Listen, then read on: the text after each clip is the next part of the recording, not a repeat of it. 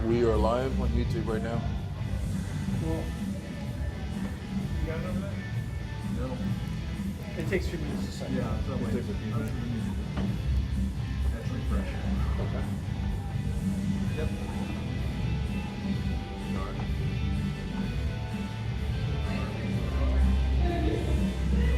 Start. Let's get headphones on that, see what it really sounds like. It's picking up our mic chatter. It's picking up our right chair. It picked you up. Yeah, I heard It you. picked me up. My microphone is picked up. Whatever mic is, the mic is picking it up. I'm just telling you. We got an open mic somewhere? I just double checked just to make sure.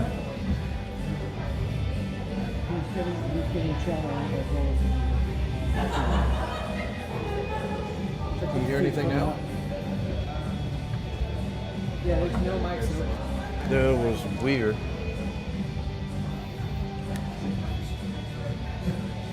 We've got an open mic somewhere because I just heard myself ask if we've got an open mic somewhere. So somehow something should be on the switch on my DRJ mic. I can. It's, Can you hear anything else? it sounds like. Yes. One more chair up front, it's 4 people. Okay. Give me. Surprise spot. Let me check. Hold on.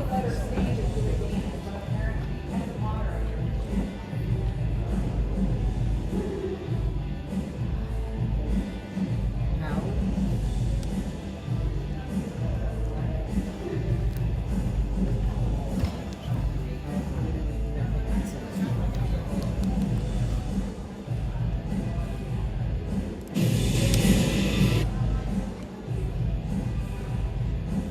Nicholas, there's an open mic somewhere. I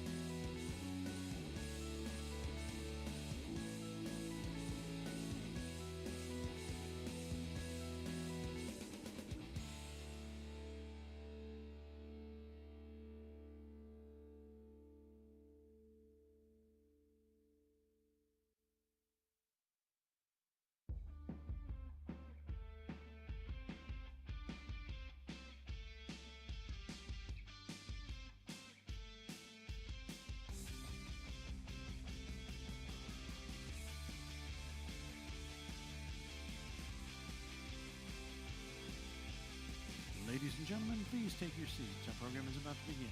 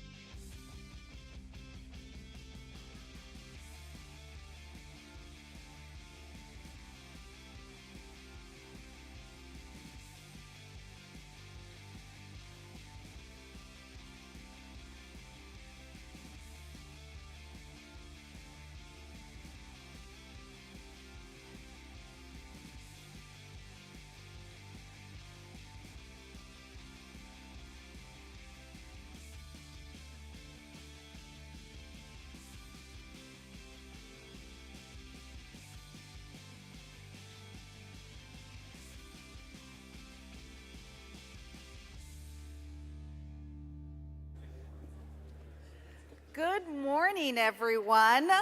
Welcome back to our final day of Fall DRJ 2024. Thank you so much for being here with us. Have I mentioned the app to you before?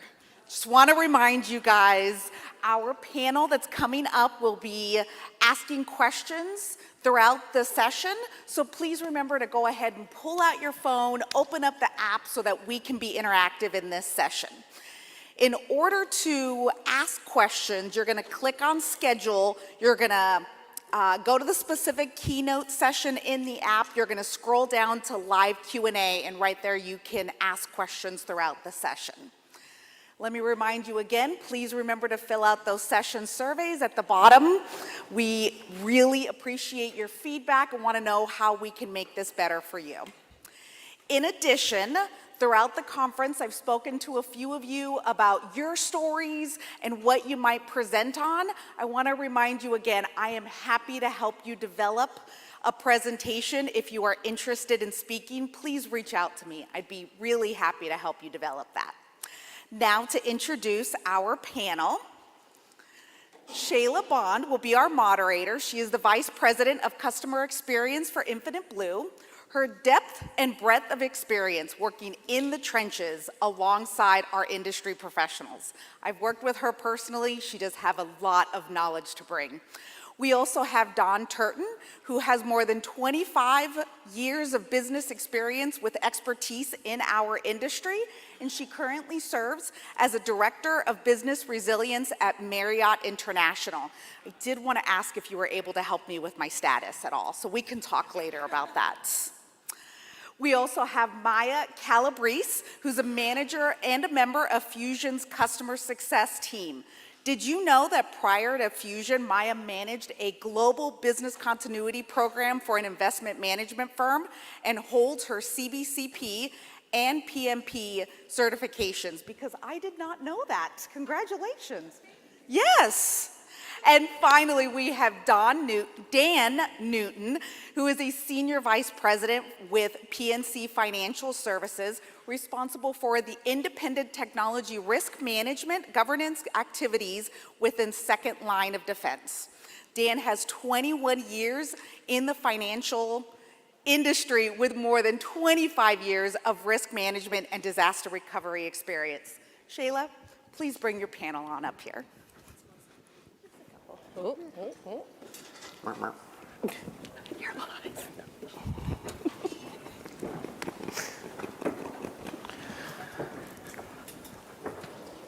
It's good.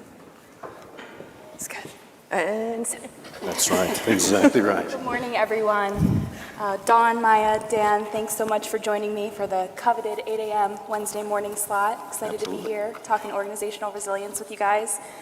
I know in some of our conversations the amount of experience that's on the stage. So some of the things I'd really love for us to touch on today are how you see your leadership playing a role in resiliency within your organizations, what matters to your leaders and your stakeholders, or how you help it matter to your leaders and your stakeholders.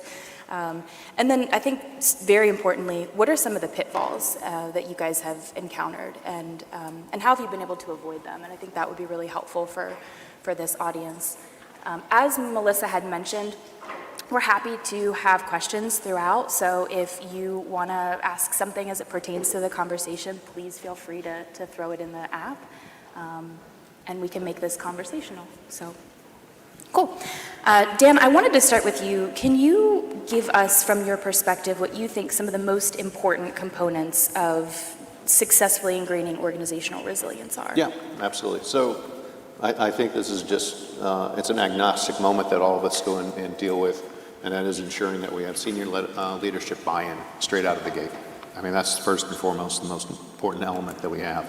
And as we're going through our processes for folks that are here, that whether you're spinning up your first program or you've been doing this for multiple cycles, that it's always important to have that buy-in and maintain that buy-in. So not only do we need to go and have the senior leadership come in, sponsor, but also we need to make sure that as we're defining whatever the organizational culture that we're trying to establish, whether it's resilience, whether it's risk, whether it's continuity, that there is an elegant rollout on how we're communicating what the efforts are and how we're going to make sure that people understand and align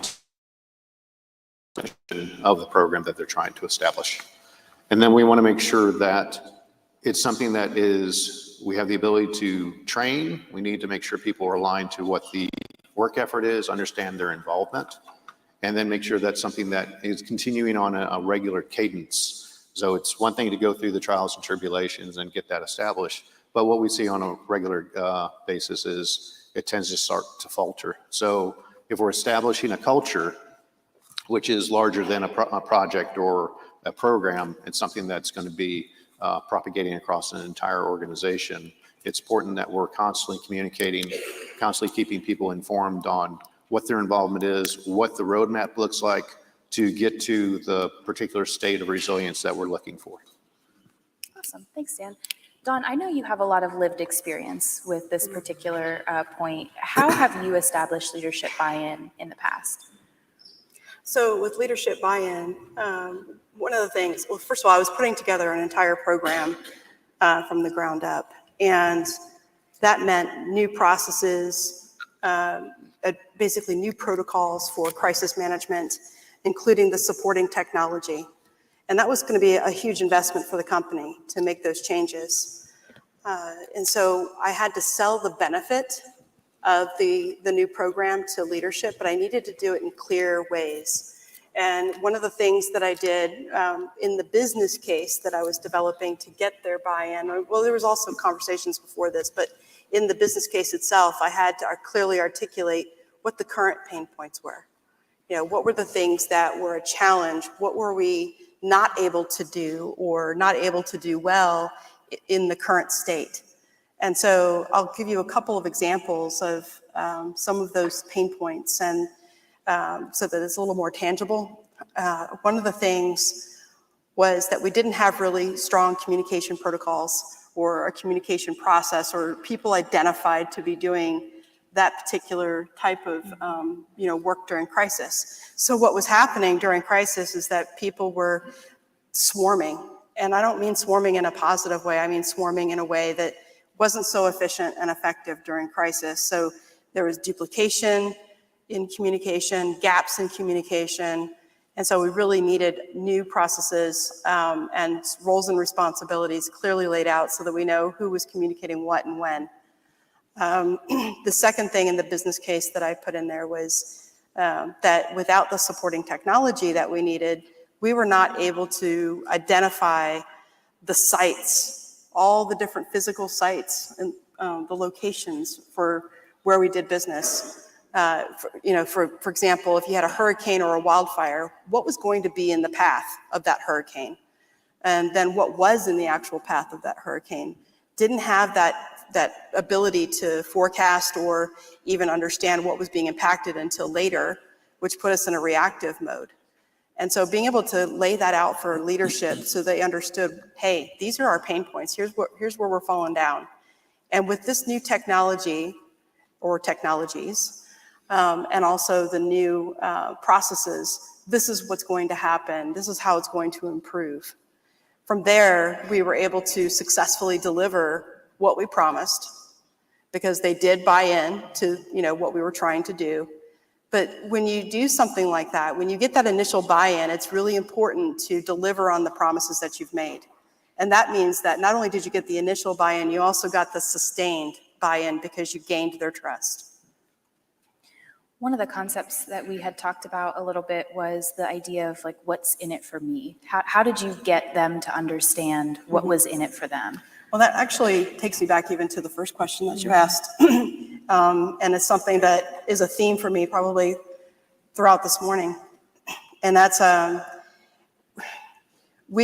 the life of the program, not just for the initial implementation of new processes and technology, we did a major stakeholder analysis where we identified all the different stakeholder groups that had a role to play in organizational resilience or were some sort of influence on the program. We did the typical thing that you would do with a stakeholder analysis where we said, okay, here's the people that have influence, here's the people that have a role to play, and what is their role in organizational resilience, and what's their risk level. And that became really important because then we also developed a communication plan that went with that stakeholder analysis so that we would understand, okay, now we know who the stakeholders are. We've identified the what's in it for me messages for each of those stakeholder groups based on what their role was to play in that organizational resilience program. And then we translated that what's in it for me message to a value message. That way, every time we communicated, again, we had a communication plan. Every time we communicated with those stakeholder groups, we knew how often we were communicating with them, the method of communication. And so whether that be email, phone call, in person, whatever the preferred delivery was for that particular stakeholder group, we always found a way to naturally put in that value message so that way it would really just hit home for them. And not in a cheesy way. Again, I'm talking about a natural way to incorporate the value message and how you communicate with your stakeholders. And I just want to reemphasize that this isn't just about an implementation or trying to start a new program. This is for the life of the program. This is something that it goes back to that idea that I was talking about when I said sustained buy-in. Yeah. Maya, do you mind? So I'm curious because you're saying we a lot. And I think there's probably a lot of people who have one or two people in their program. Who is the we, right? Because you're talking about a communication plan, you're talking about delivery, right? Yeah, there we go. So because seriously though, to actually execute against this, if it's one person, who is actually doing that? It sounds like you had a larger team, but. No, not really. Okay. So part of. Tell us more. Yeah, part of that, and I know this is a challenge, and I did when I was starting the program, I actually did some benchmarking on calling different companies. Okay, so how did you do the benchmarking? Again, I'm going to ask, Shayla, I know you're moderating, but these are the questions I get from clients, like, well, how? Like, how did you do that? Yeah, so at the time, I was working for another hospitality company. Don't want to talk about that. So it's funny. And I actually called Marriott as part of my benchmarking. That was your segue. I love it. All right, noted. Just wanted all the points. It was fine. Yeah, just look at my LinkedIn profile. So I was doing benchmarking, so I actually identified at least 8 companies that I would call that were a similar size, similar industry, and I actually found out, through the grapevine who was who that worked at those places and called them. And I had lists of questions that I wanted to ask, and some of it was, how large is your team? And some of them were like 8, and I was like, 8? So I was like, that's of course what I told my boss. I'm like, they have 8. Did you find that people were like receptive to having that conversation? Yeah, they wanted the results. They wanted me to. They said, if I participate, will you share the results of this benchmarking? Right. And I wanted to know what technology they were using now and what they might use in the future. I also wanted to know how, what types of policies did they have, and, you name it, kind of like what we're talking about this morning. So I learned a lot through that, and I can't remember where I was headed with this, but the benchmarking was important. And it was actually really good to share with my executive stakeholder. That's another really important component to the program, was having an executive stakeholder that was well plugged into the organization. But remind me where we were headed with that before, the benchmarking. Who's the we? Who's the The we? we, right, the we. So it was me in the beginning, in the very beginning, and my executive sponsor. And then I rolled up to safety and security at the time. And so my executive sponsor tapped someone else in safety and security to help with some of the other aspects of trying to get the program off the ground. Now, part of that business case also included asking not just for supporting technology, but also resources that were contractors. So we pulled in a contracting third party that would come in and augment our staff to help with, build questionnaires and help with the stakeholder analysis. And, I could not have done it without augmenting my staff for that short period of time. Right. But you have to build the business case. Yeah. And also bring in the reality check. So like with the content that Cheyenne does from the surveys, there's a lot of good information in there that y'all can leverage. If you have a net new program, or you see that you're expanding out, and if you're going from, we only did disaster recovery, now we're going to get into something that's more broad-based, like a risk program spanning out, then having those reality checks with your executive team and drawing in those industry benchmarks and saying, this is where we really should be. We have our peers are in this space, they have this many, and in order for us to be successful, we need to. But it's always about making sure that you're playing to whatever is important to them. It's not what we feel is important. Granted, we want to have an amazing, robust program, but it's important to always understand your audience and be able to sell to what they feel are the critical elements within their success. Yeah. So. And use your data to do so. I mean, Right. Maya, you might have some points on that. Yeah, I was just thinking about that. A client that I work with, they're a large manufacturing company, and it's what's in it for them. That's how they were able to gain that executive stakeholder buy-in, because they had the data to show important product lines, right? Important processes, and show the gaps that exist across the organization. If this site goes down, the financial impact, nobody else in the organization had that data. They were able to show leadership. If this particular site goes down, we're going to lose X millions of dollars of revenue a day. Exactly right. The lights came on, and they have now more executive stakeholder buy-in, and they have more support, more resources for their program. Their team is growing. It's not just a team of one anymore. It's a team of 2.5, right? So, In fact, whenever I was at, years ago when I was at Microsoft, they had a major event, and customers were responding, and this is actually tracked. Customers are responding in like milliseconds to an outage. I don't know how the heck people type that fast, which is amazing to me.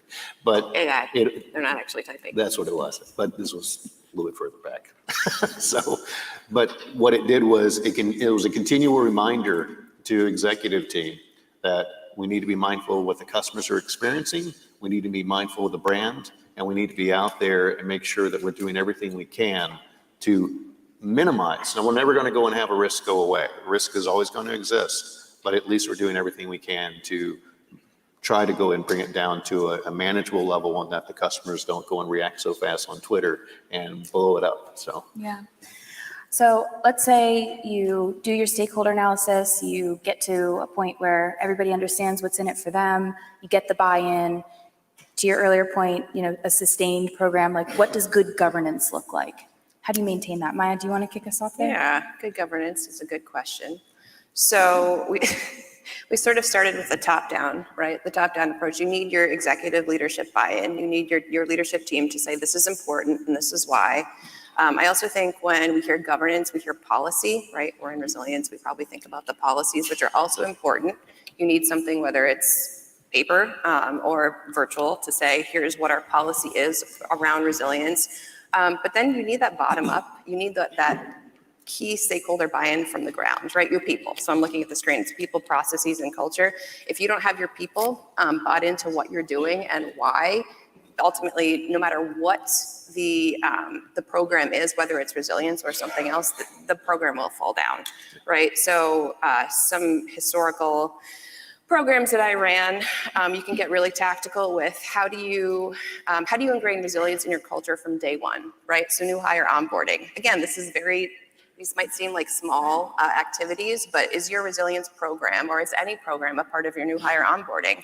Can you or someone on your team come in on a weekly basis to whatever your new hire onboarding is and talk about your program? Why is it important? Why does it matter to the new employee who's starting? And here are some, regular activities they can expect throughout the year. When work from home was actually a thing that people needed to know how to do, right? You'd come in and you talk about, if you aren't able to work from your particular location, here's how you do work remotely. It might look a little different now, but things like that where people, it really starts to resonate with them around what resilience means for them and also what it means for them in their particular role, right? An equity trader is going to have a little bit of a different idea of what resilience means for them versus someone in HR, but ultimately it supports the resilience of the organization. Another piece of governance, right? So you have your everyday employee, but then also if you are building a resilience program, who do you want to be as a part of your steering committee? That's really important as well, right? We talked a lot about you need subject matter experts across your business lines or your business units, but Dawn, I know we talked a little bit about this too. You also need those stakeholders at the right level, right? Absolutely. And I don't know if maybe you want to talk a little bit about what that right level looks like. Definitely want to have people who have line of sight in the business, that have that view that you're looking for, also have that level of influence and decision-making capabilities. I remember when I worked for a company where that didn't work so well. It was years ago. I was in the telecom industry before hospitality, and they were wanting to delegate down to have a steering committee. And so that didn't work because you get into a meeting, they'd be like, well, I have to get back to you. I need to go talk to my boss about that. Right. And I'd be like, we don't have the right people in the room. And it's just because they felt like they were too busy to go to a steering committee meeting at the time it was for business continuity.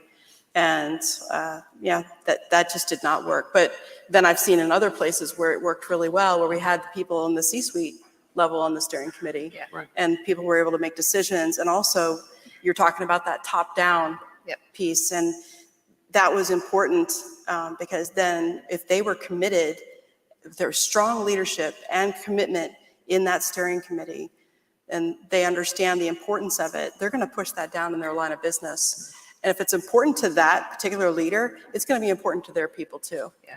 Well, I think too, being a program owner, right? You've talked about doing a stakeholder analysis and really doing, in my opinion as well, a program plan, right? And a regular repeatable process where you can say, all right, so what am I doing for all of my employees, right? I'm doing new hire onboarding. This is my Excel in my head.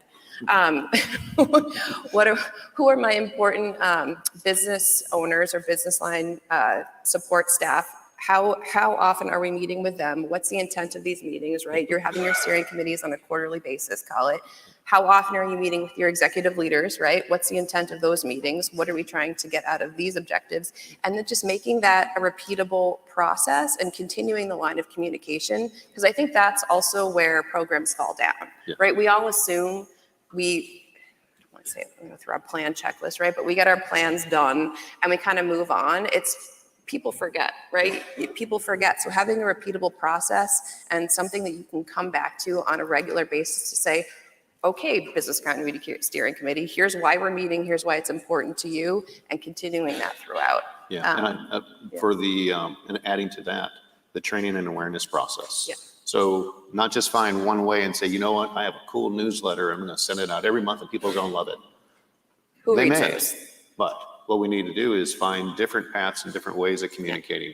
So have those awareness, whether it's town halls, having that as a topic, having training sessions so people understand this is what resilience looks like, or this is what risk management looks like, so that everyone aligns to it and it actually can resonate for them. Then find different ways, whether it's having symposiums or having these type of events in a smaller concept within your company, or meeting one-on-one, or whatever it needs to be for getting that type of level of visibility and people understand how they plug into it. Their cog plugs into the broader picture. I also think too, being able to sell being able to sell being a part of your program, Oh, right? yeah, Because it's an absolutely. extra job. It's an extra job for anyone who's being asked to be a part of a resilience program. And so making it something that someone wants to do because they do have more of a direct line to a leader that they might not have, right? You come in, it's helping that person grow their career, also supporting the culture of resilience, right? But you do have to do a little bit of selling. And then I think this is a Tracy Something they Rice. don't tell you about business continuity. It is a sales job. It is a sales job. It's a is a sales job. Yeah. And Tracy says, right, you sell to the people and the company starts selling for you. I'm curious, does anyone here have a steering committee? Like how many people here actually sit on a resilience steering committee or have some sort of committee in their organizations? Couple of people. Okay. Yep. Yeah, not many. Do people see the value of a steering committee? Is there interest in like, how do I start that? Where do I begin? What do I need to do? I can't You can see. yell. You It's can yell okay. at us. Yeah, throw things if you need to.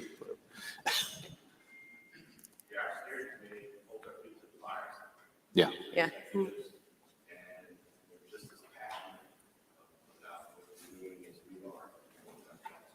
That's amazing. Who sits on your steering committee?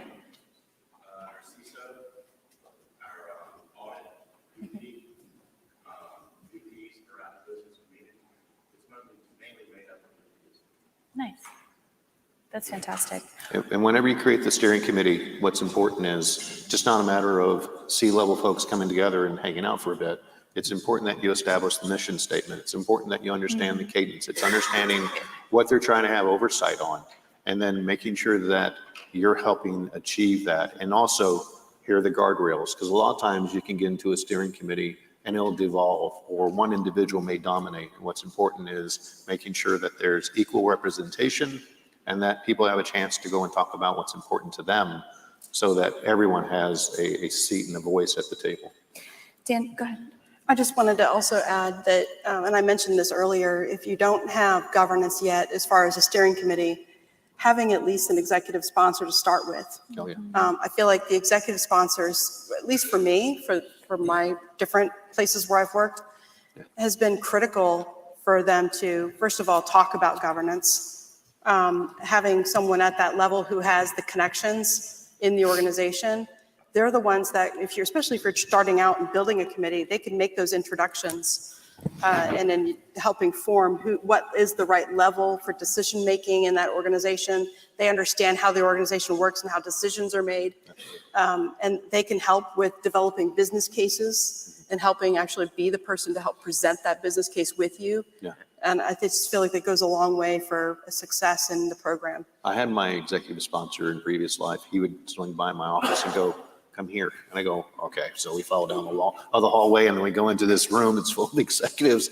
He goes, "Dan, tell them what you're doing." I'm like, "Great." But it's the sponsor. Granted, it was a fun day.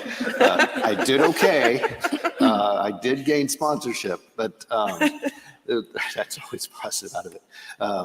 But what's important is the executive sponsor is trying to find opportunities and places to inject you into getting that message out.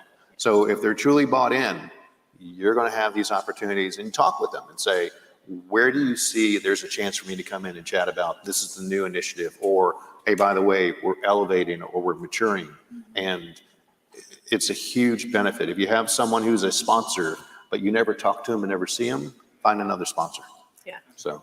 Is that what you would say good leadership in resilience and good commitment to leadership and resilience looks like? Yeah, good commitment, ongoing commitment. And then again, as we're mentioning, it has to be at that level of sustainability that individual is bought in, and then they're helping with the tone, they're helping with the conversation, they're meeting with their peers and saying, this is something we need to be doing. And that's what you're looking for in a sponsor. Helping to drive that process forward on a regular cadence. Great. What do you think organizations are currently getting wrong when it comes to implementing their resilience initiatives? I think, Shay, to start, I'm going to do something wild because it's, 8:30 now on Wednesday? Let's take resilience out of the conversation because I think it can be applicable to any program, right? It's program agnostic. Where I see any program fall down is communication, right? So you can put a program plan together. So let's take the basics of a program plan. You have your goal. What are you trying to achieve? You build your objectives to that goal, right? So what are those things, those activities that support that ultimate goal? You pull in your stakeholders, so who needs to be involved in the program and the why, right? You do that stakeholder analysis. And then there's that communication. So you might have a great communication plan initially. Maybe I can use an example. We recently did a third-party NPS survey at Fusion to say, okay, we at Fusion want to make sure we are providing the most robust resilience program for our clients. What are we doing well? And where are we falling down, more importantly, right? Let's not be afraid of the red. The red is where you learn and where you grow. So it's simple to pull in a third-party consultant to say, okay, I'm going to go out to 25 clients and interview these 25 clients and ask these questions, right? The concept is simple, but then when you start to get down into the weeds, you have to pull in, I had to pull in our key internal stakeholders to say, well, one, here's why we're doing this, right? Because I knew why we were doing it. Does every other stakeholder at Fusion know why we're doing it? No, because you can't read my mind, right? I, as much as I would like, I have the program plan, but if I'm not communicating that effectively initially and then communicating it again, right? So you tell them what you told them, and then you tell them again to make sure everyone's aligned in terms of what we're doing, right? So pulling in folks across Fusion from customer success, account management, finance, marketing, right? To understand the why behind it. And then reiterating throughout the program, right? We rolled out this program, this third-party consultant interviewed our clients, just to continue to update folks on here's where we are, here's how many clients we've interviewed, here's some of the trends we're starting to see. Oh, and by the way, I'm going to give you the results of all of this when we're done to say, one, thank you for your time and your support. And then two, here are the results. Here's where we need to come together as an organization to do better, right? So that's resilience aside, it's how you make a program work well. And where it falls down is if you stop, right? You stop communicating, you stop midway through a program or a process or a plan, and you just move on to the next thing. What's going to happen is your stakeholders, they're not going to want to engage with you again because they say, well, this is what happened during this initial program or this initial plan or process. But then what, right? Yeah. What was the result? Why did I give you my time? Right. Why does it matter? Why does it matter? Yeah. I think it's like 7 times you have to tell someone something before they retain it. So I really think that you've got a good point. 7? Only 7, yeah, I know. By the Contrary way, to experience. Whenever I'm done doing, and I'm just going to sit in the room and hit the 7 times and go, good, you got it.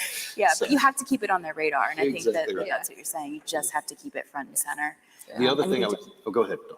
Oh, I just wanted to add to the question around where programs might be falling down and maybe not getting things right. But I have 2 things that I'd like to add to that. And one of them I just learned, but I think I always knew it, but it was said to me. And then I was like, oh, that really struck me. Don't let perfection get in the way of progress. Oh, yeah. And I know that there's another way to say that. That's great. That's it. And I did that when I was in one of my previous roles, when I was talking earlier about implementing a new crisis program with technology. And there was a lot of things that we needed to do to get to perfect, whatever that perfect looks like. But you couldn't just flip the lights and have perfect in a year. So there had to be, and this was part of that business case building. And that's what I talked about, getting that initial buy-in and telling them how far we were going to get in that first phase, accomplishing that and showing them that I'm going to deliver on that promise. And here's the things we can do now that we couldn't do before. We're not yet at perfect, making sure you're communicating what that perfect is and how you're getting there. So that way that you have that sustained buy-in to keep getting the investment that you need to continue to build. I have other anecdotes on budget and stuff if you ever want to talk about it, on how you actually even get the investment long-term for your resilience budget. The second thing I want to say is that best practice looks different for each company. And I think it's important for us to continue to share best practice in a forum like this and other forums. And yes, let's keep sharing those best practices. They're important to know. but there may be a way to adapt that business practice based on the culture and the structure of your organization. So just remember to keep that in mind. And the one thing I would also add is dependencies. In fact, a lot of sessions I've been in, folks are talking about third party. And what I would go and challenge folks to do is think about not just third party, but fourth party, fifth party. How far down the stack can you go, and how can you influence and actually understand what's happening? There was, dating myself, but that's okay. Years and years ago, there was an ocean fiber that was cut. Do you remember that? Do you remember who their backup plan was? It was another third party who rode on the same fiber. So they didn't know. Whoops. In fact, whenever it hit, and I remember we were in the room talking through, okay, this is a massive outage impacting half of the world. And then I remember a guy said, oh, don't worry, they have a great recovery plan in place. I go, cool, what is it? He goes, let me go find out. Comes back, he goes, it's the same fiber. So anyway, so that was down for like 3 to 4 months, impacting people where they had to reroute all their traffic on the other side of the globe and had to deal with massive latency issues and everything else. So that's my one point, where when you have third party, see what your contract says about, or your SLA, what can you do to compel them to figure out who they're dependent upon? And there was one more story, and I'll shut up. No, it's all about storytelling. Isn't it though? It is. That's right. If we only had a fireplace behind us, it'd be perfect. Next time. Next time, Bob? we did Bob, fireplace. Okay. We had a third party that we were relying on, and in the contract it said only this third party. And it turned out that they were actually outsourcing to God and everybody. And we had no idea this was taking place. And then when we found out, we needed to go and reach out and shut that down. Because if they're doing those sort of things, you don't understand the level of resiliency or recovery or what their overall rigor is they have for anything. And that can go and cascade up and impact you, your brand, and things of that nature. So that's why I'm always trying to push that narrative, is be mindful of third party, fourth party, see how far down the stack you can go, how far you can influence. And also, if you have a contract and it's going to come up for renewal, put some teeth into it if you can. So One of the things I keep hearing you talk about, and maybe not saying, is identifying, and I'll say the red, right? Identifying the challenges and the risks. And I wonder in the audience if that's something we all shy away from, because nobody wants to be called out. It's a watermelon moment. A watermelon moment. Yeah, so when you have watermelon metrics, basically it's always running green. Do you guys ever have that or seen that? It's always green, green, green, green, green. But you really know that if you pop it open, it's bright red and they have a lot of issues. So you want to be mindful of what is a true indication of what the current state is. And to your point earlier, embrace the red. That's going to drive change. That's going to drive conversation. That's going to drive resources. That's going to drive funding, and helping people understand what to do about that. Yeah. Yes, ma'am. Progress, not great perfection. Looks like we do have a question. What are some things your customers are requesting or requiring from an organizational resilience perspective? Well, I think when I see that, at least in my current role, I think of internal customers. I feel like I'm in a servant role at Marriott, and I think about what they're asking for. So just to give you a little perspective here on what we're doing, we've moved away from traditional business continuity and more into operational resilience, and that's probably through some of the sessions you've heard about operational resilience, and that mostly impacts the financial services industry, but it's something that we've also adopted. And as we move through this transition, there are people who are in scope and people who are teams that are not yet in scope, but they will be. But they're still asking, I don't have a plan. How do I get a plan? Well, we can't say, come back later. We need to be able to provide for that, right? So we have this self-service model with training so that they can basically go and get the training that they need on resilience, how to build a plan, what's in the template, how do I work through the template, so they have the confidence that they need and they're enabled to be able to develop their own plans. And obviously, we're still there to provide that advisory support when they need it, so they're not out on their own. And so that's what we're doing until people are eventually in scope for what we're doing with operational resilience. It sounds like you have really been able to weave resilience into the fabric of your organization. I mean, I don't hear many people say that they've got people coming to them saying, hey, can I get a plan? Usually the opposite, having to hunt people down. How did you get there? Well, that happened before. I've only been at Marriott for 10 months, but but from what I can tell, the team has done a great job of building trust within the organization. Really, people see the team as trusted advisors, and they come to us with questions on all sorts of things. Like I'm helping our call centers right now, with different aspects of resilience and site readiness. So I think it's just is the more that you serve, the more that you, I think, what we've been talking about this whole morning, all the different ways that we try to embed resilience within the organization, you start to get noticed and people start to ask questions. Yeah, and then you continue to foster that. Anything to add, Dan? I would throw out that when we talk about customers, we have internal customers, we have external customers. So obviously different story, but still equally demanding. So, and to my point earlier about people getting on Twitter whenever there's an outage, what we have to be mindful of is customers have an expectation. And I think there is room for, you may have an outage, but we need to work as much as we can through resilience, through risk management, through our DR, whatever it may be, to go and figure out how we can minimize the impact. There are always going to be impacts, but what we want to do is try to go ahead and have it a huge gap between when they take place, and whatever that is, minimize it.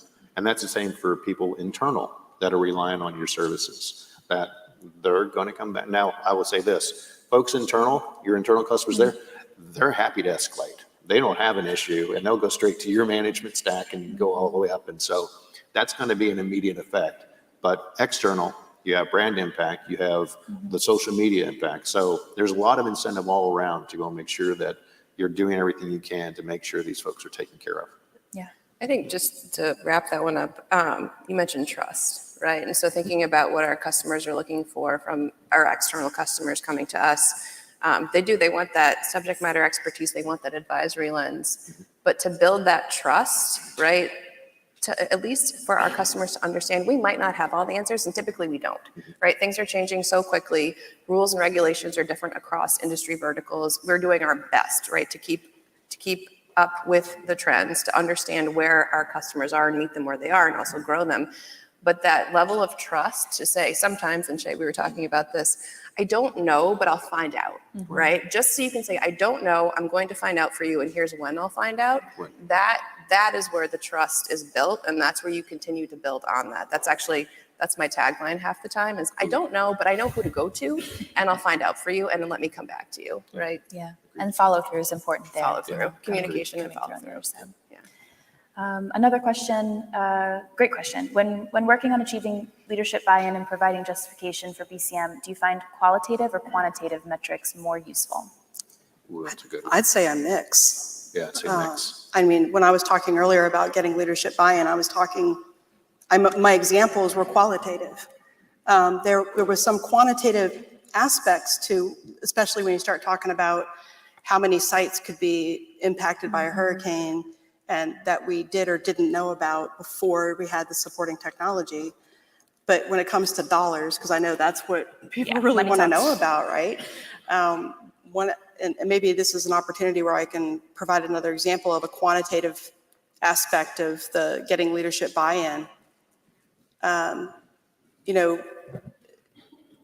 department budget was part of this. And so how do we show that we're not just a cost center?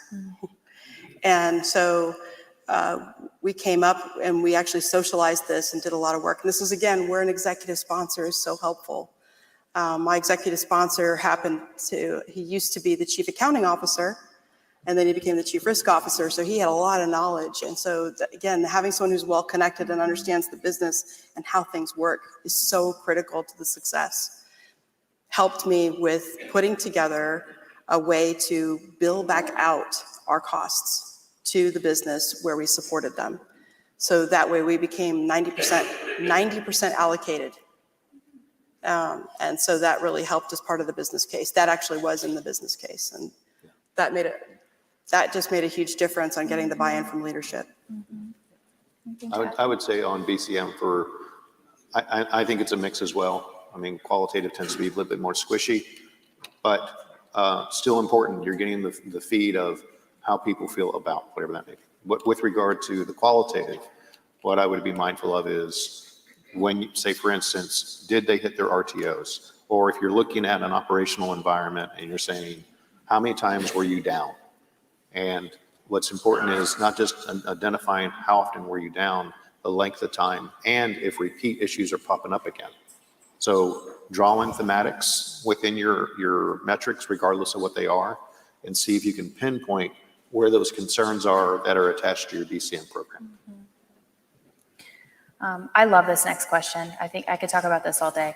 Fostering a resilient culture requires the elimination of silos, and that's hard to do in areas, and this is specifically IT. Any suggestions to break those silos in a bigger organization? And we did talk a little bit about this in past conversations, you know, the top-down approach or the bottom-up approach and the different barriers and challenges that exist in each of those. Anybody want to chime in thoughts on breaking down silos? Talk to people. Yeah. I'm serious. I actually had someone say this week, Maya, I can't find time on your calendar for the next 3 weeks because I think you have a one-on-one with every person at Fusion. And I said, you're probably not wrong, but there's a reason for it. No, that's great. There's a reason for it. And you need to talk to people on a human level first, right? You talk to people, you find out who they are, what they do, why they do it. One, you learn because it's super interesting, right? I feel like if I've stopped learning, I'm doing myself a disservice and my company a disservice.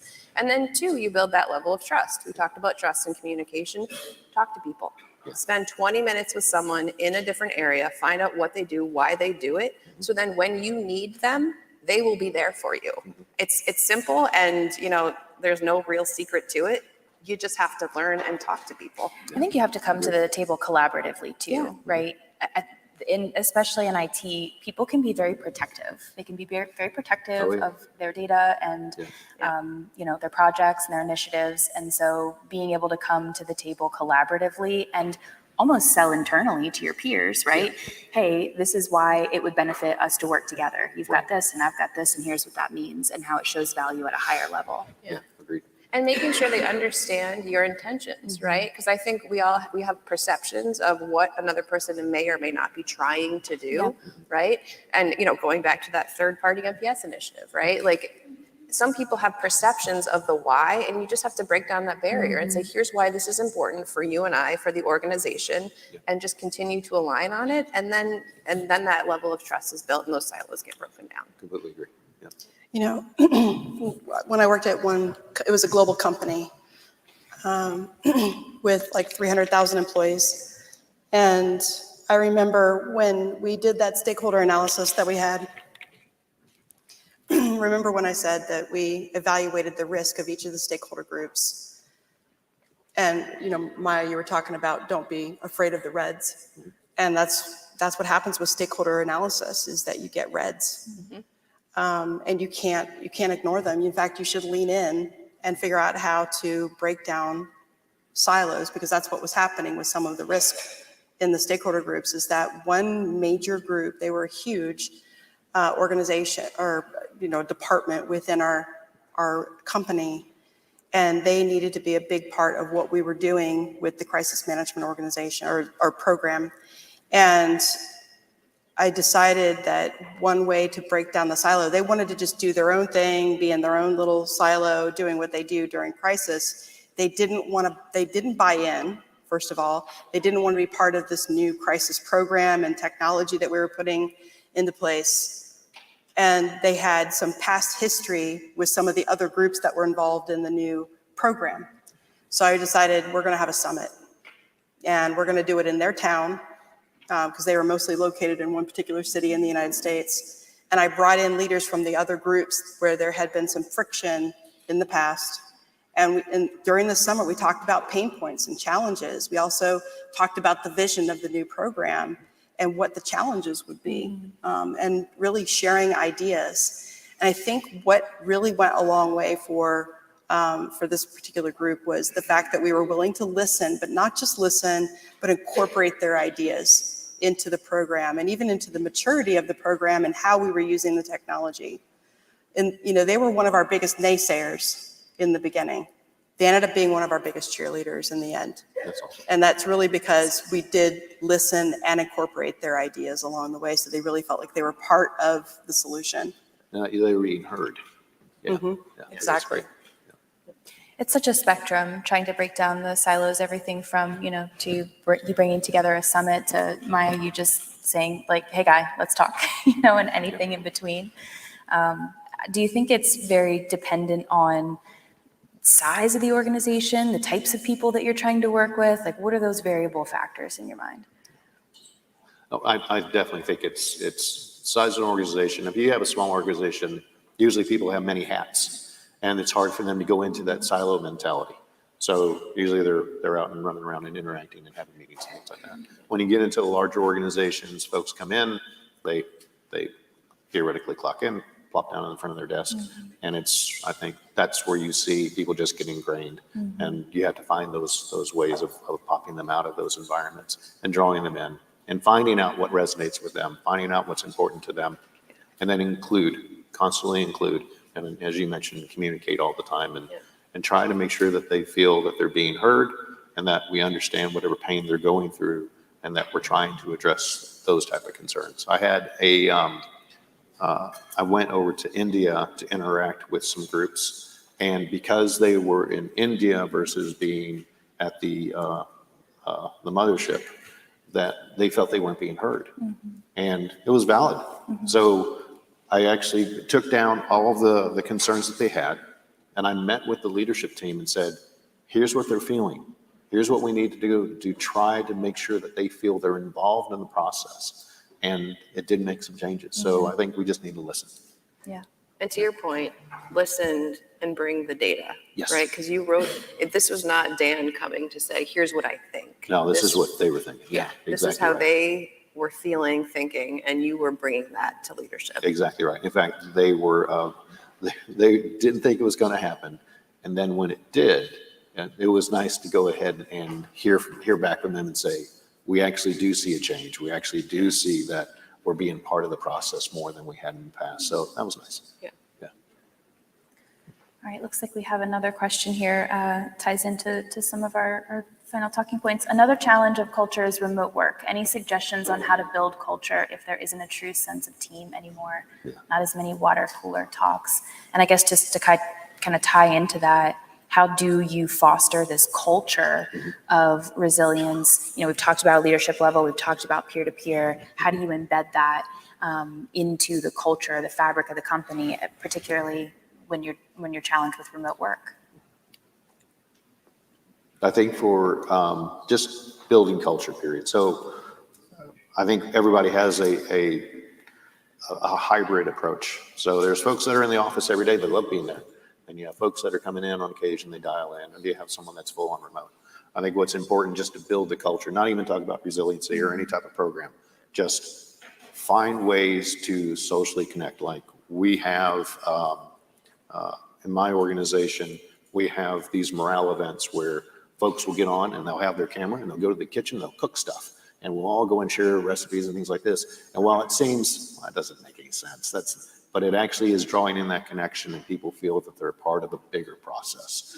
So we find opportunities to go and have these type of games or whatever it may be. We had a Jeopardy game a while back whenever FFIC came out with some new guidance.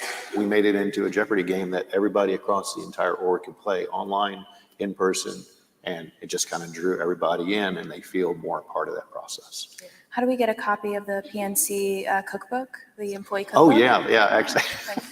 No, yeah, in fact, everybody sends in their recipes after they're done, and I can talk to you about the Jeopardy game. In fact, that's been a lot of fun, just for the various topics that we have out there.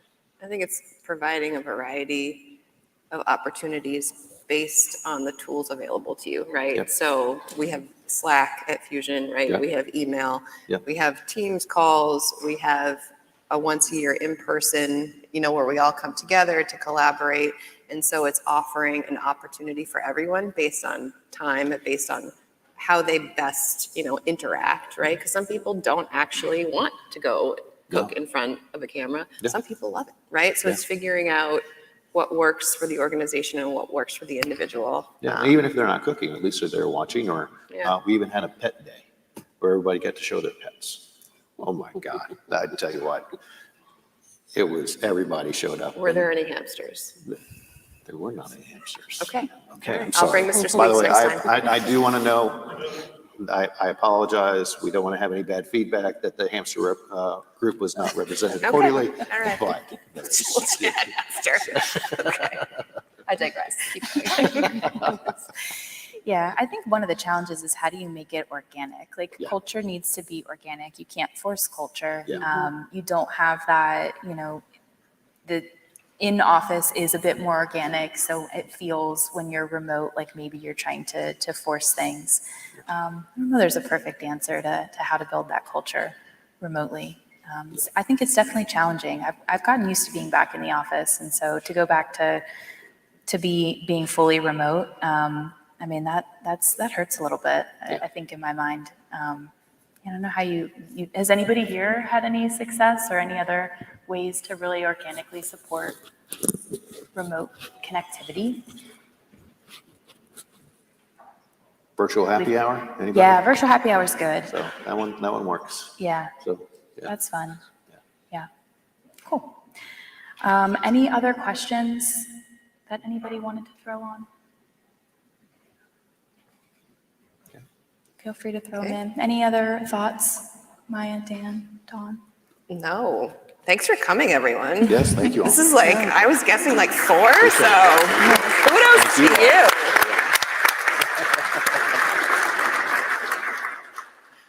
Awesome. Well, in summary, I think this was super helpful for me to be able to meet and talk with you. The importance of leadership buy-in, the importance of making sure people know what's in it for them. I think the stakeholder analysis is really helpful, and I'm sure, if anybody would like to learn more about how you conducted that, it sounds like you'd be willing to share and talk more about that. So really appreciate everybody's time, and if there's no other questions, then I think we're a wrap. Thank you all. All right, thanks all. Everyone. Appreciate it.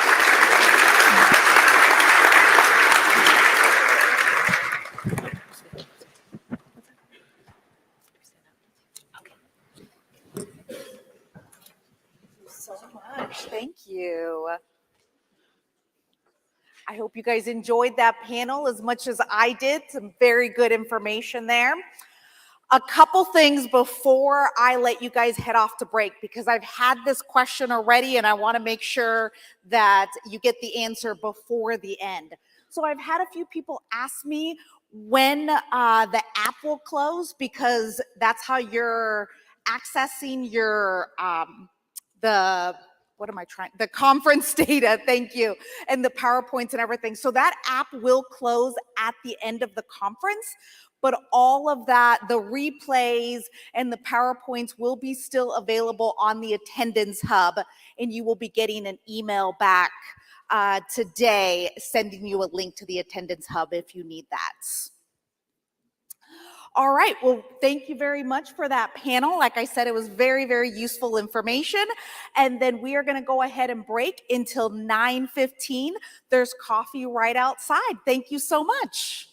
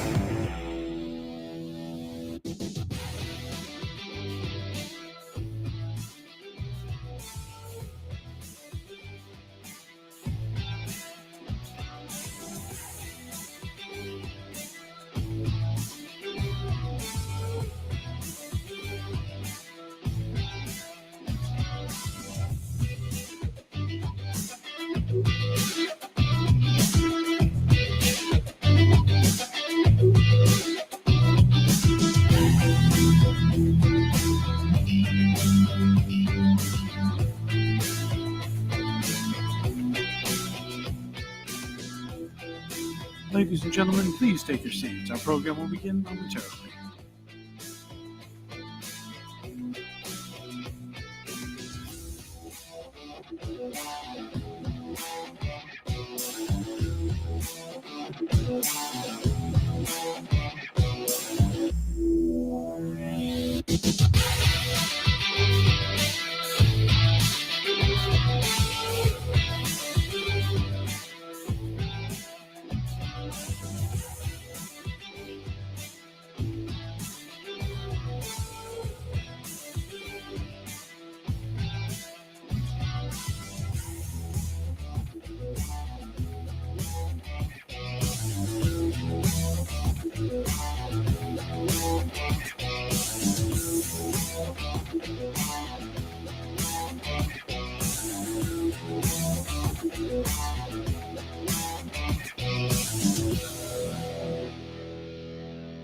Welcome back, everyone.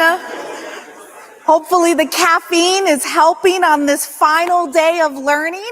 We've got another panel coming up. I'm going to go ahead and introduce them. So as our moderator, we have Lamont Atkins, who is a senior advisor at McKinsey & Company's cybersecurity practice.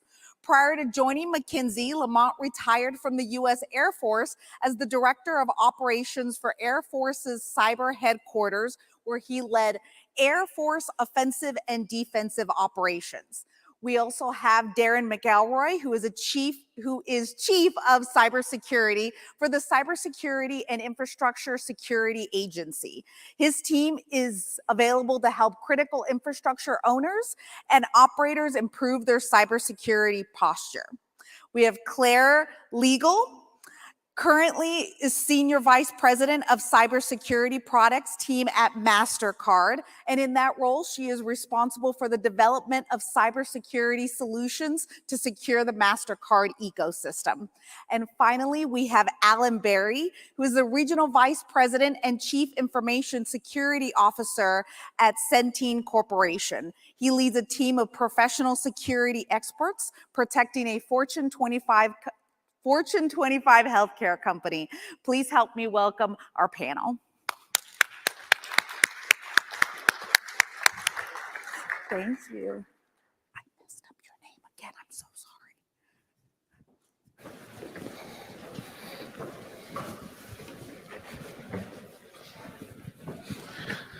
Good morning, everyone.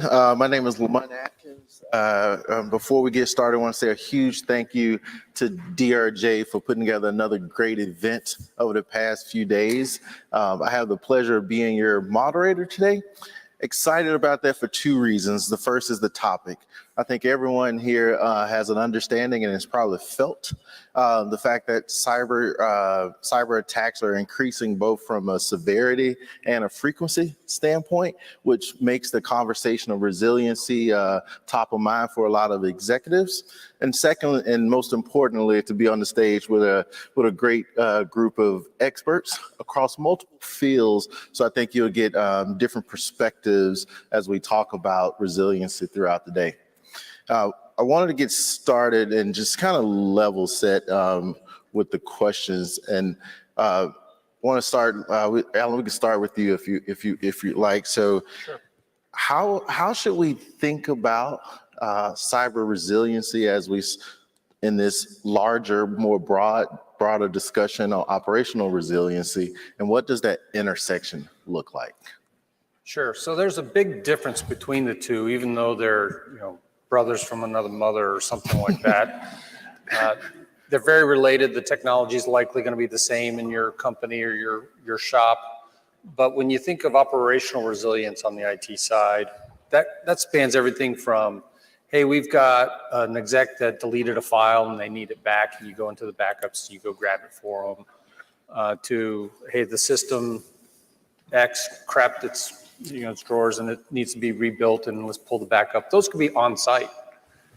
And then you have your DR resilience requirements where if that copy's on site, well, then you're in the wrong place. You need to go back to the basics because you can't have your DR copies on site. But your cyber copies, the stuff that I deal with today, those have to be protected completely differently.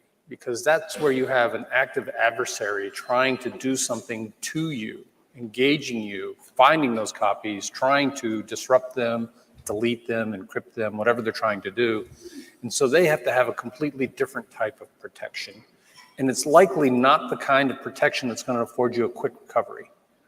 So they are not really good for your DR purposes or your operational recovery purposes. They're really designed to be the thing you use when everything else failed and you know it's going to take days to weeks to do that recovery. So it's a very different mindset when you're setting up those systems and preparing those kinds of backup copies, those kinds of images on your systems and your servers, and then also understanding, you may have to restore and rebuild in a completely different location that you've never used before because the other location may be that badly compromised. No, thank you. One of the themes we've heard throughout the event is collaboration. I want to talk about the importance of cross-industry collaboration and building a united front when it comes to resiliency, and kind of get from you guys some of the examples of what a successful partnership and collaboration look like. Claire, you want to take that first? Yeah, sure, happy to. So, in my space, we do have an organization with a CISO that does, what Alan just did. What I do is very different. It's securing an ecosystem, right? And in the payments world, that means merchants that are here to sell all of us goods and services. And there's all size, all types, all kinds of technologies and security and awareness of security. And then there are all the third parties in between, right? That enable those transactions, that enable a website for a merchant, right? That may not have the expertise on site to build a website, and they offshore everything around their security to this one third party. And so my job is to make sure that we have the level of education for all those parties in the chain so that they too keep those transactions safe, so that we as consumers can make sure our data doesn't get stolen or compromised every step of the way, right?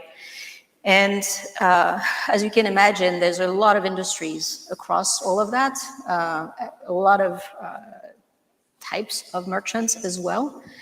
And there is this myth, I think, that cybersecurity is only for large corporations or for those that are regulated or subject to some sort of law in their market, right? And I think that's really a myth, because security has to start with all of us, even as consumers, all of us, right? And this education is really important. And it doesn't mean you need to have a cybersecurity expert.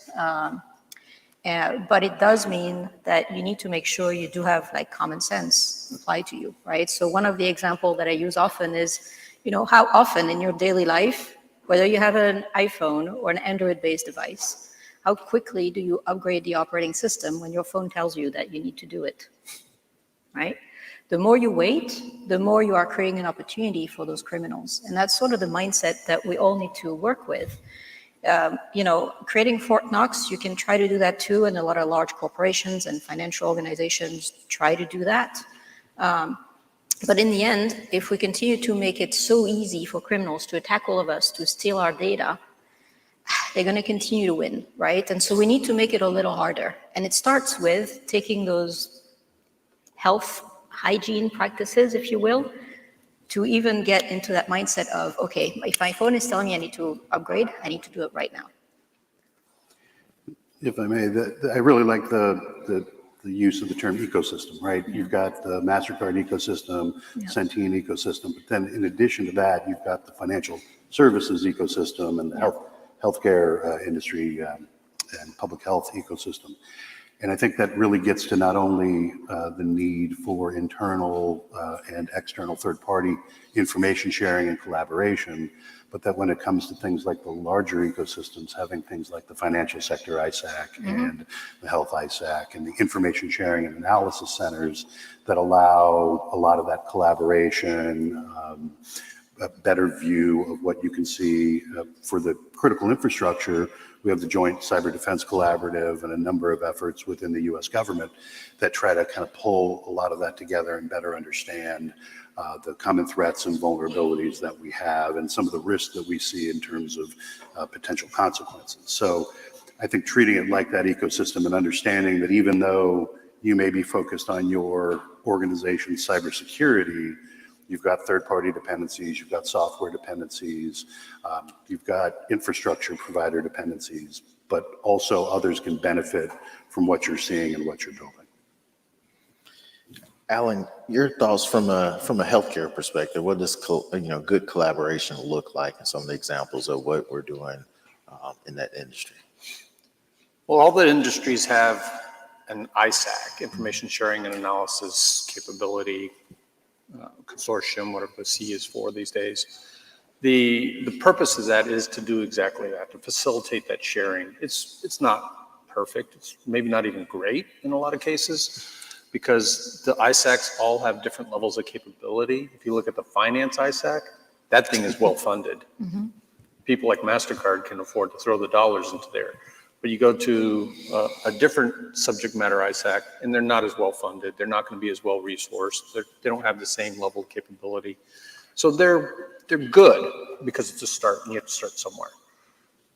But really, personal opinion, I think what we really need is a better ability to share, not just in your sector, not just across those sectors in that ISAC, but into law enforcement, into intelligence, into government agencies in a two-way street mode.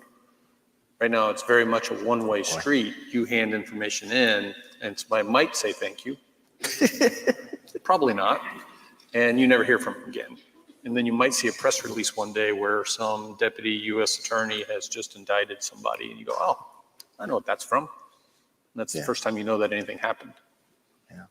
And if I could add to that, I think what you said is completely true, but I would say even if you're a smaller business, even networking within your community, that may sound like silly, but talking about those things, talking about things as simple as software patching, right? Those type of things, understanding what problems they're dealing with, right?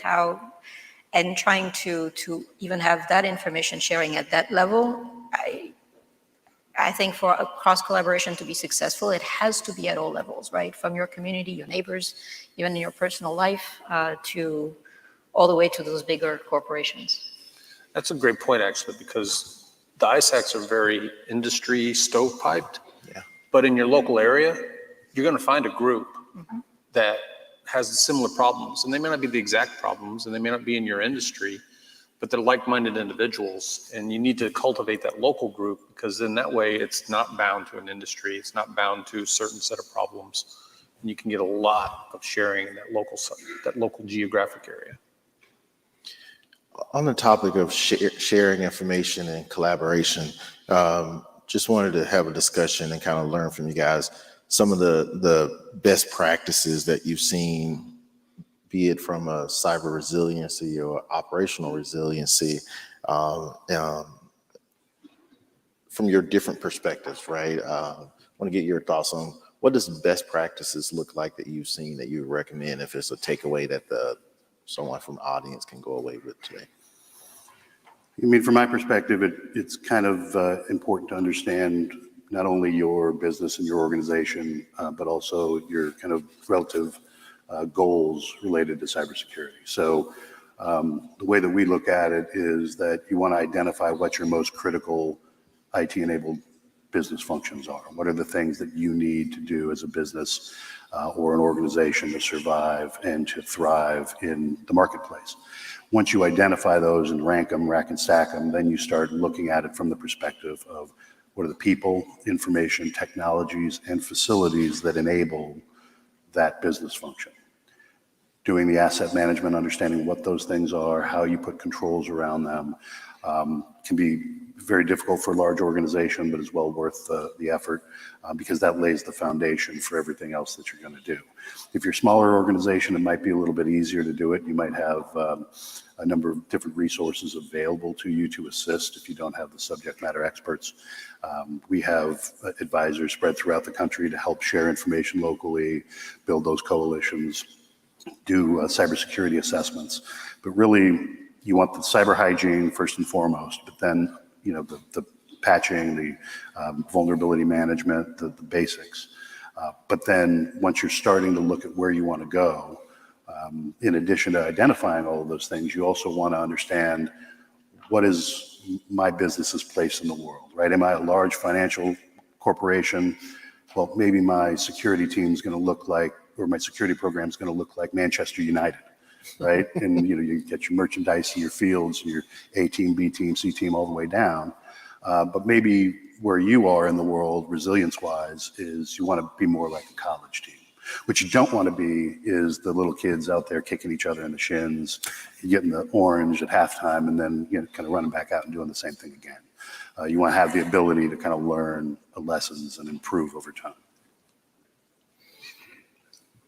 I think the tiers of activity or efforts to get your resilience are the same between DR and cyber, at least very close. The very best thing you can do to ensure you have that resilience and that posture is an actual failover test. Move real live business traffic, whether it's to your DR data center or your recovery out of a cyber incident or whatever. That's the very best. But not many people can actually do that. Your business can't tolerate that disruption because you're going to go down for some period of time. And that's not a very fun conversation with your CFO. But then you can drop back and you can have different kinds of testing that you can do to make sure the components work. Maybe you couldn't integrate them into the entirety of the business, but you can exercise the components and have some faith there. And then maybe you can only do a tabletop. So you're just walking through it with the motions. It's like doing the walkthrough the day before the big game. You do it. It's not the best thing in the world. It's better to go out and play, but it's what you got. And so you do those tabletops. But you need to do those things, and you need to find those single points of failure that you know are going to fail. My space, certain things I can't have multiples. I can't have 2 different web proxy solutions in flight. It's going to be one. If that one fails, I've got a really bad day ahead of me. I can't have 2 SSO solutions, single sign-on solutions. If that one fails, it's going to be a very bad day. So I have to prepare for that. And it gets back to, I think, what I was saying earlier about knowing your place in the world, right? Like if you're a financial organization and you've got, you need active replication and you need to be, back up and running immediately, your RTO and your RPO, it's going to be expensive, right? It's going to be very expensive. Whereas if you can afford to lose a little bit of data, if you're batch processing things, if you don't need a backup right away, then you can choose the right solution that is right for your business. So it's, the testing and the implementation is going to depend heavily on your use case, right? Yeah, but I would say another like best practice, and when we're under attack, we have a tendency to just keep it to ourselves and make sure as few as that we engage very few people, right? And we keep it confidential. And there are reasons to do that. Obviously, the data cannot be just shared with just anyone like that. But I think one of the best practice is engage law enforcement. If something is wrong or doesn't look right, don't be afraid to engage law enforcement because they're here to help and they're not here to just publicly disclose, right? And I think to the points that we just made before around community and information sharing and all of that, this may be a controversial statement, but the regulation now that requires public disclosure of cyber events, right, and all of that. In a way, there's a lot of goodness in that because there's a lot you can learn about either what to do or not to do. And there's a lot of research and data that also shows that the more proactive the company that has been breached is with its own consumers, with the world, right, the more they communicate, even if it's to communicate that we don't know we are investigating. This may damage your reputation in some way, but way less than if you don't communicate and somebody find out through some SEC filing, and or some other, some other way. And in the end, we're kind of all in this together. So I think there's a lot of goodness in being public as much as possible about what you're going through, and learning from that. Claire, you mentioned being proactive. Question for the team. Can you share your thoughts or examples of how an organization can evolve to being more proactive than reactive when it comes to cybersecurity from a resilience standpoint? And a second part to that question is some of the blockers that you've seen either within your organization or across your industry. Yeah. So I have a lot on this that I can share, but so some of the blockers, I think we just discussed some of those, but another one, which I know I mentioned earlier on, is the fact that the smaller the organization, the less likely they are to feel equipped to handle this. And because, just even saying cybersecurity sounds technical, right? And the moment we say that, people are like, that's not for me, I'm not technical. And that's wrong, right? Because again, don't forget, common sense always prevails. I know it sounds stupid, right? But you need to say it out loud often to say, wait, so what are the basics of common sense, even if I'm a small business, even if I'm not a security expert, right? So we talked about some of those things, software patching, right? Who do you do business with? What kind of questions are you going to ask them, right? In terms of what is their level of security? What if something goes wrong? Are they going to tell you when something goes wrong? What is their backup plan so that they make sure that you're always on, right? Those are common sense questions in my view. And those are the ones that tend to get in the way and lead to paralysis of a lot of businesses and delay the, acting. And all of that delay, right? Again, this is why criminals are getting away with it, right? And why they're getting so rich. So we need to make sure that we make it more difficult for them. And it doesn't mean that if you get those basics right, they won't attack you, right? This is all about likelihood at the end of the day. But you need to make yourself less attractive than your neighbors in some way, right? It's the analogy of how do you outrun a crocodile? You just need to run faster than the other guy, right? And so that's kind of the mindset, that and the common sense that you need to have in order to stay ahead in some way, right? Doesn't make you unbreakable. I don't think anything does. Otherwise, none of us would be here. We wouldn't have a job, right? But that's the mindset.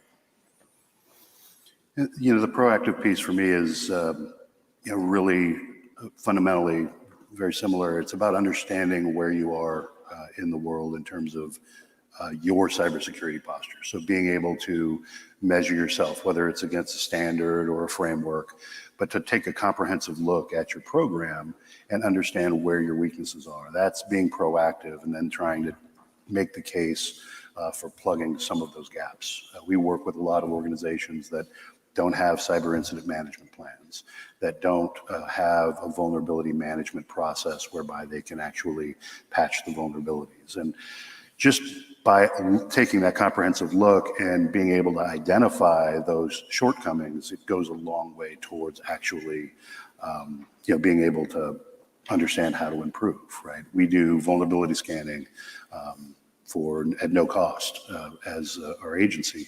And you'd be shocked how many organizations don't actually patch. They are made aware of their vulnerabilities, critical level vulnerabilities, but they don't patch. And largely it's because they don't have a process to do it, and it's not part of their regular op tempo. So being proactive is understanding, what your shortcomings are, and then trying to kind of ratchet up to get to where you need to be.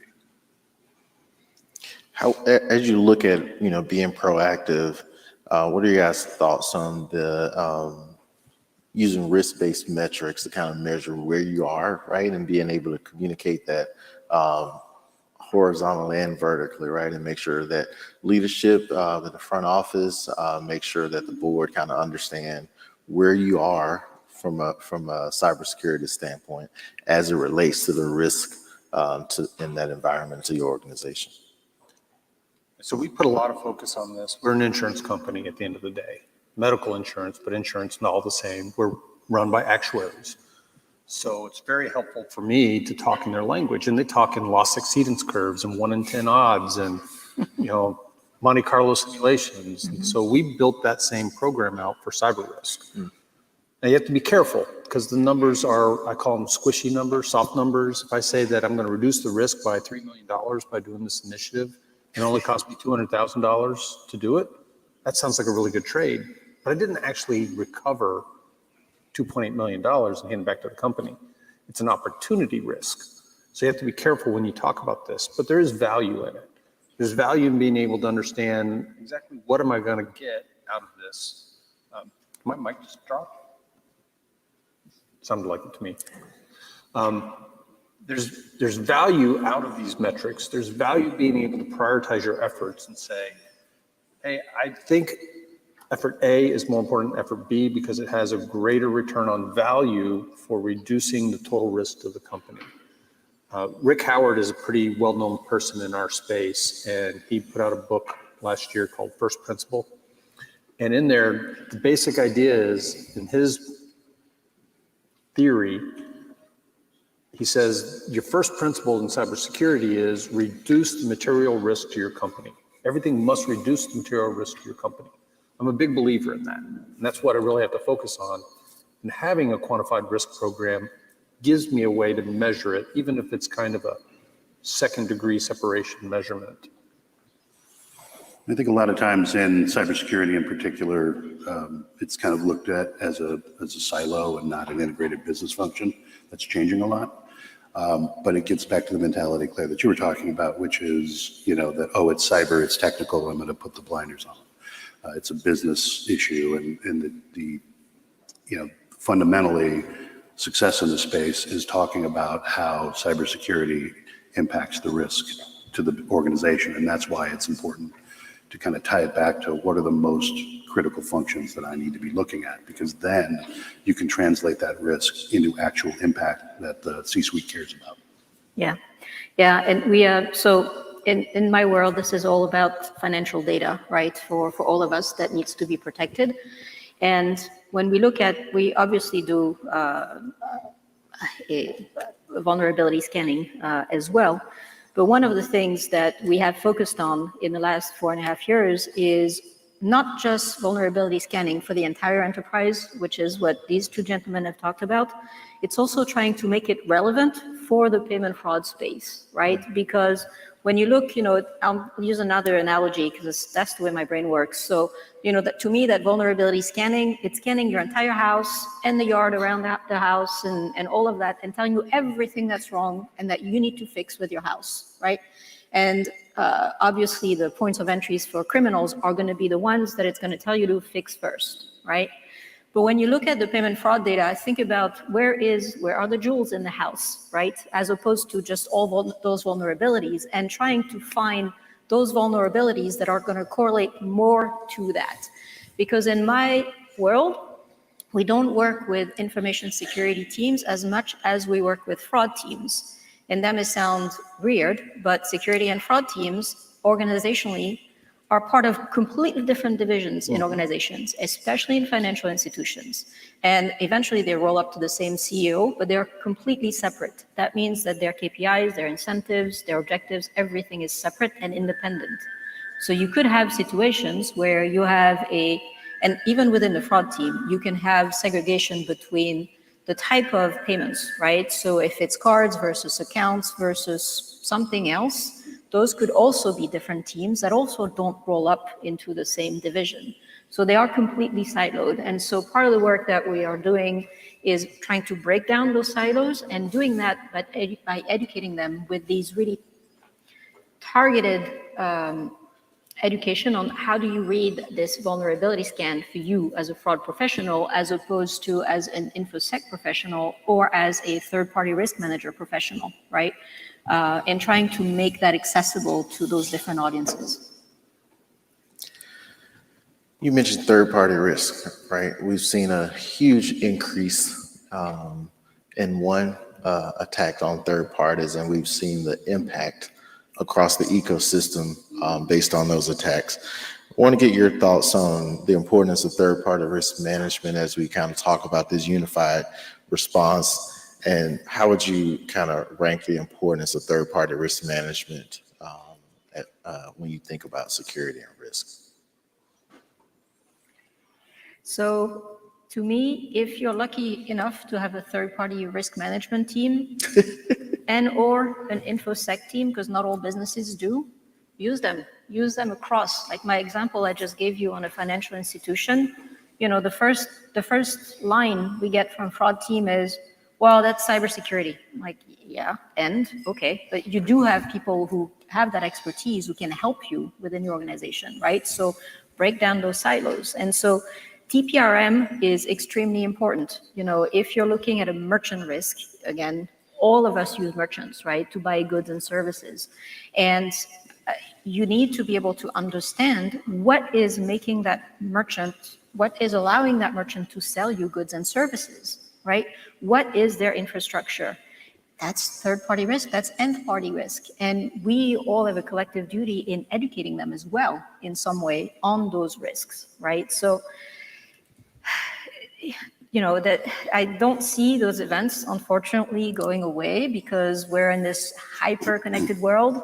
We're all connected at all times, giving our data away or consenting to giving our data away to all these parties all the time. So there is an oversupply of data for criminals, right? So unfortunately, the question is not if your data is going to be compromised, it's when is a criminal going to use it, unfortunately, right? And so I think we have this collective duty to really use those third-party risk management skills across the enterprise.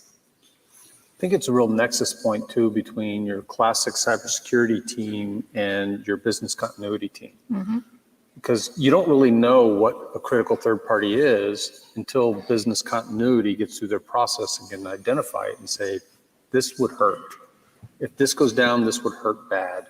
And you really would prefer to find out in that process through the BIA process, through establishing those crown jewels in your company and where you have those, you know, those limitations and constraints.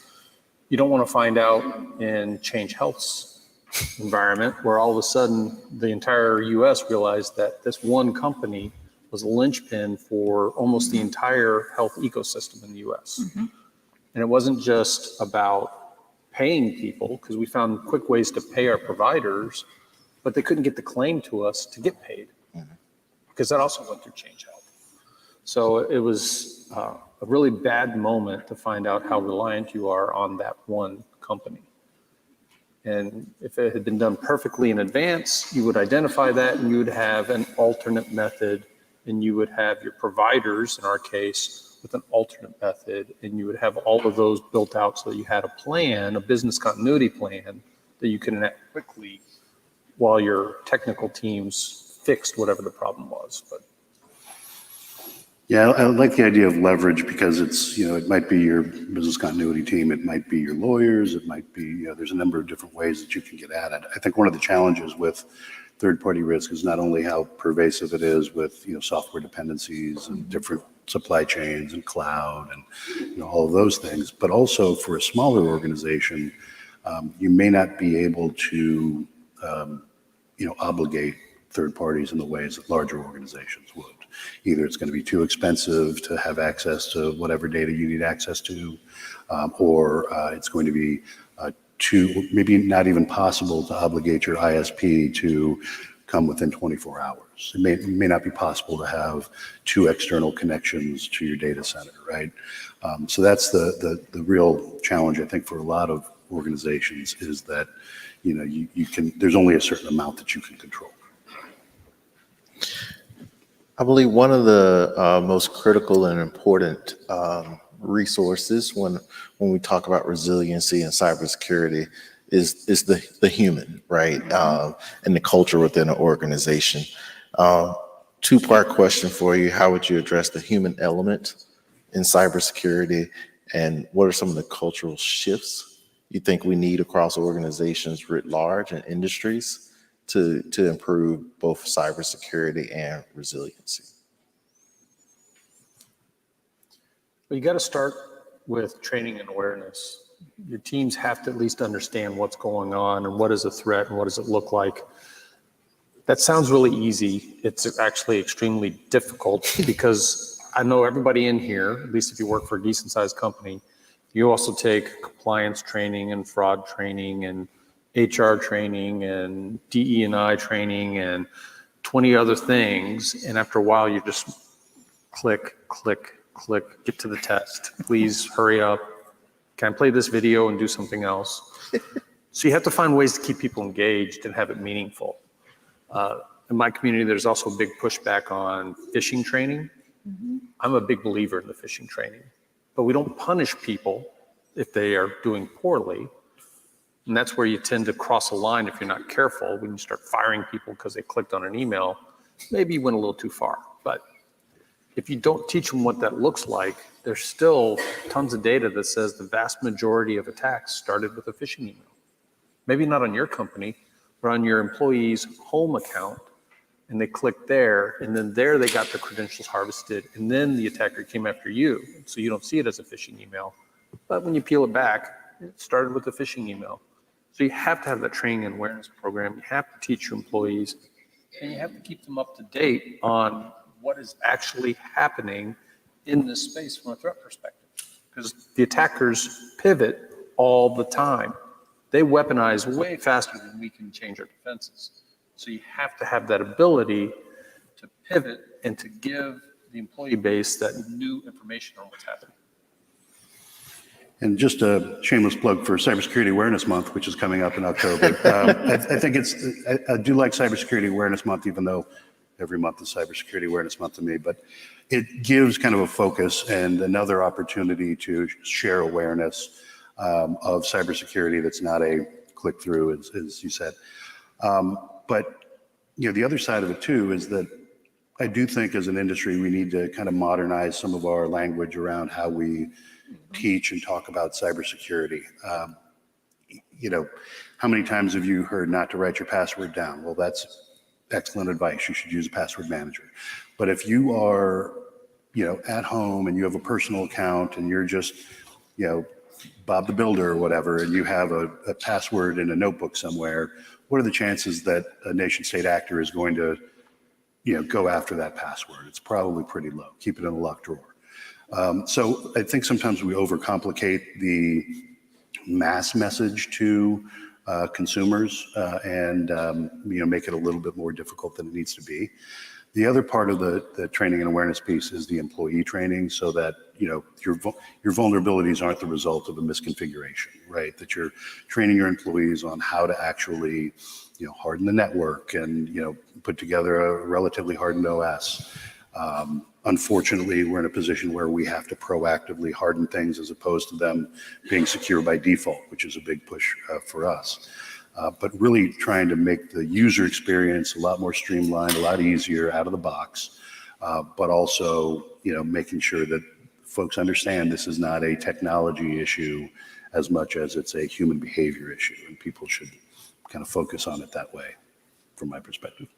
Yeah, I agree with all of that. I would just say too, with the training, try to be sneaky, because the criminals are going to take advantage of whatever you do as a human, right? And whatever we put on social media, whether it's LinkedIn, Instagram, whatever, when you travel, or what conference you're attending or whatnot, wherever you are. And so, I know some of the phishing tests that we do within our company tie back to business trips that you have and expense reports that you have to submit and that have to be approved or that have to be submitted within a certain amount of time, or some change in your travel plan or whatever, something that's going to take advantage of, putting your defenses down, right? It's not this generic phishing that looks so obvious anymore. And because they're not necessarily in real life, or sometimes they look so mild that you're like, what's the harm? I'll just click on that, and you're the next victim. So I think it's important to have that element in there. But I agree, people shouldn't necessarily be fired because they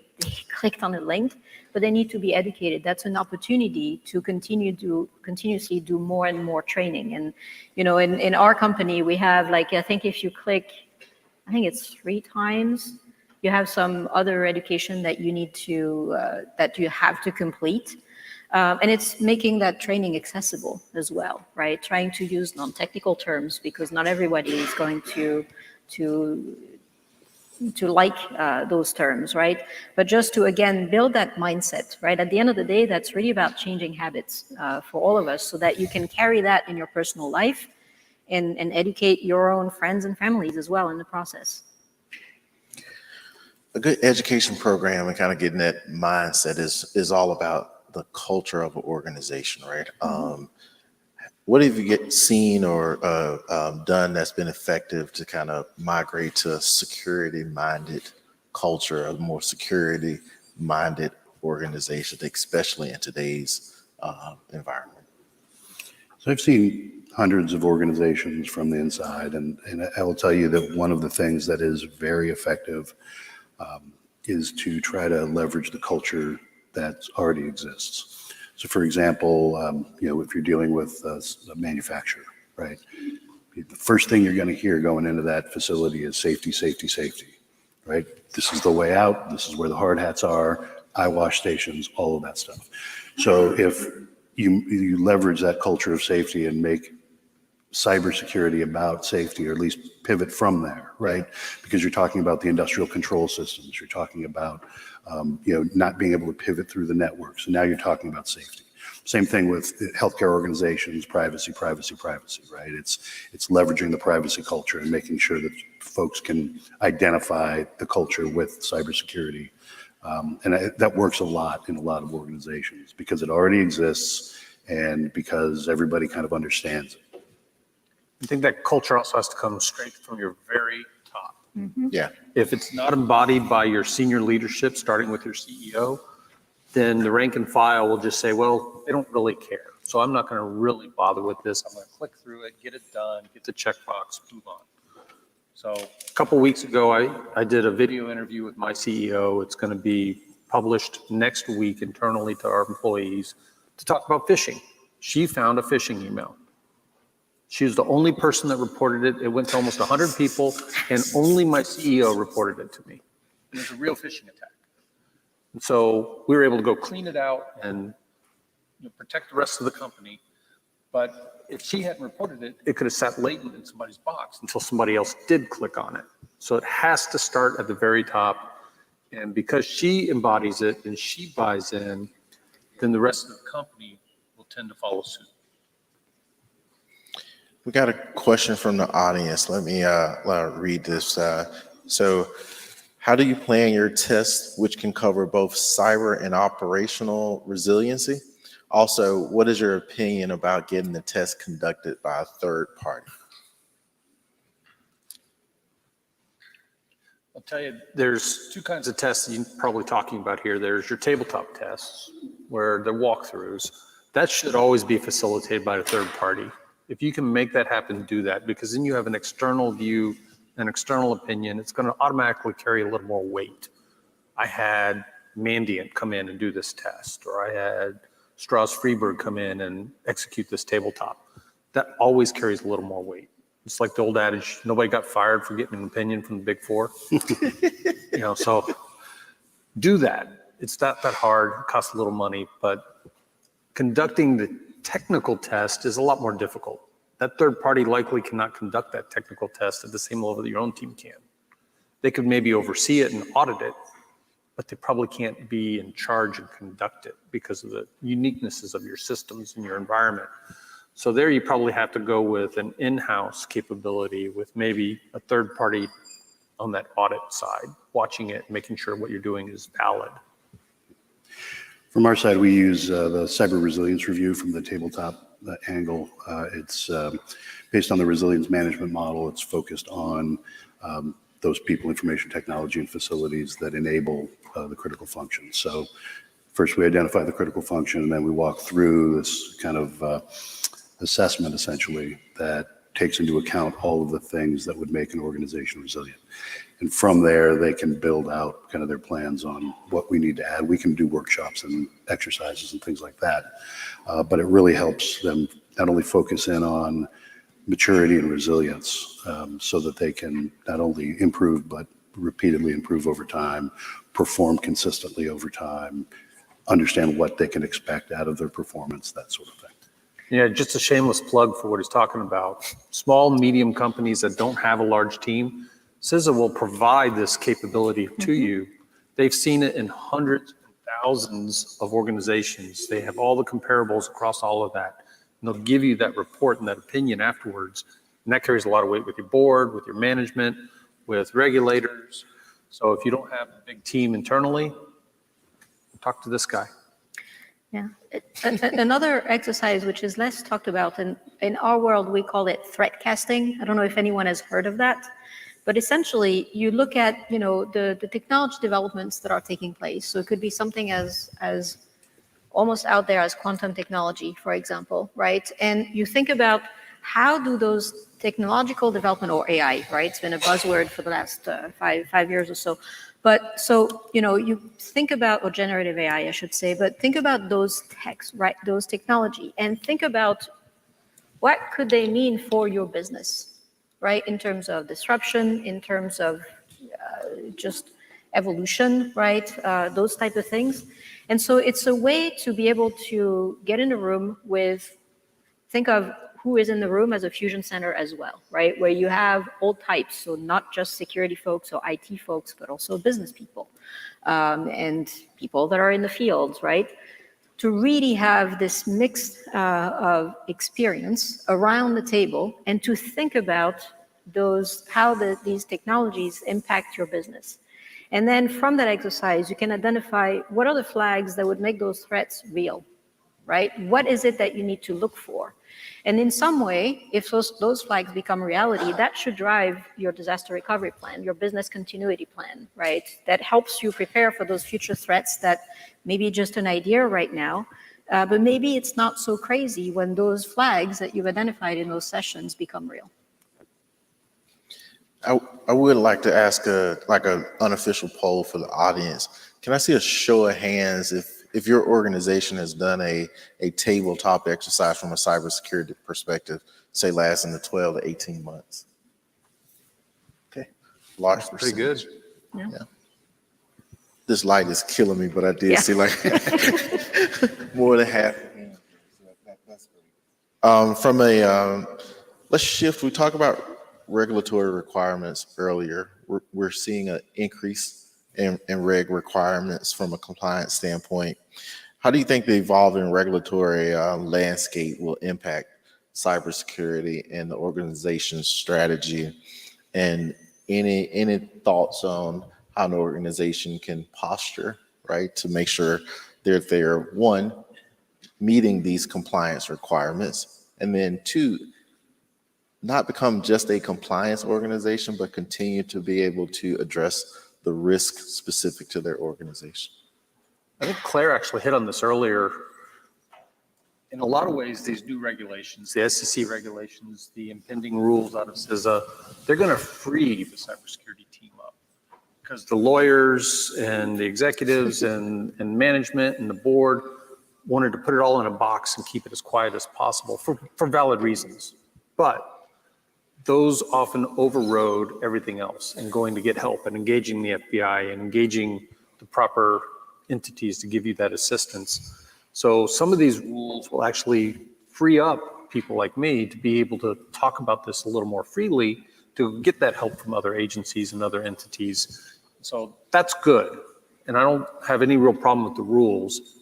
Implementing the rules is a little different. That's always tricky, because the first version comes out. We saw it with the SEC. It was in draft for almost 2 years. They finally published final rules with some changes. Then they had to start sending out updates. Oh, well, what we really meant was, and refine that guidance. CISA has been working on their rules for 2 years. They got another year-ish to get them out. Yeah. They're going to go through the same cycle. It's just too hard. And then all these agencies have different kinds of rules and different requirements in them. And so the regulators in every group have their own imperatives. The SEC is about protecting the shareholder. The FCC has a different mandate. The FTC has a different mandate.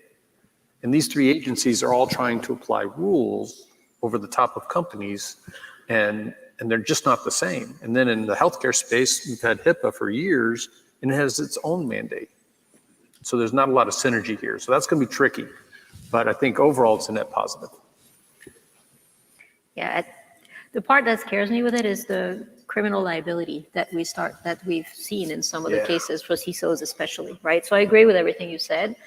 I think if I don't know, the criminal liability and CISOs getting, or even board or CEOs as well, right? Because those responsibilities there is a requirement now for boards to have cybersecurity expertise, right, on them too. And I agree with that. Like the expertise needs to be at all levels, right? We talked about that throughout the morning.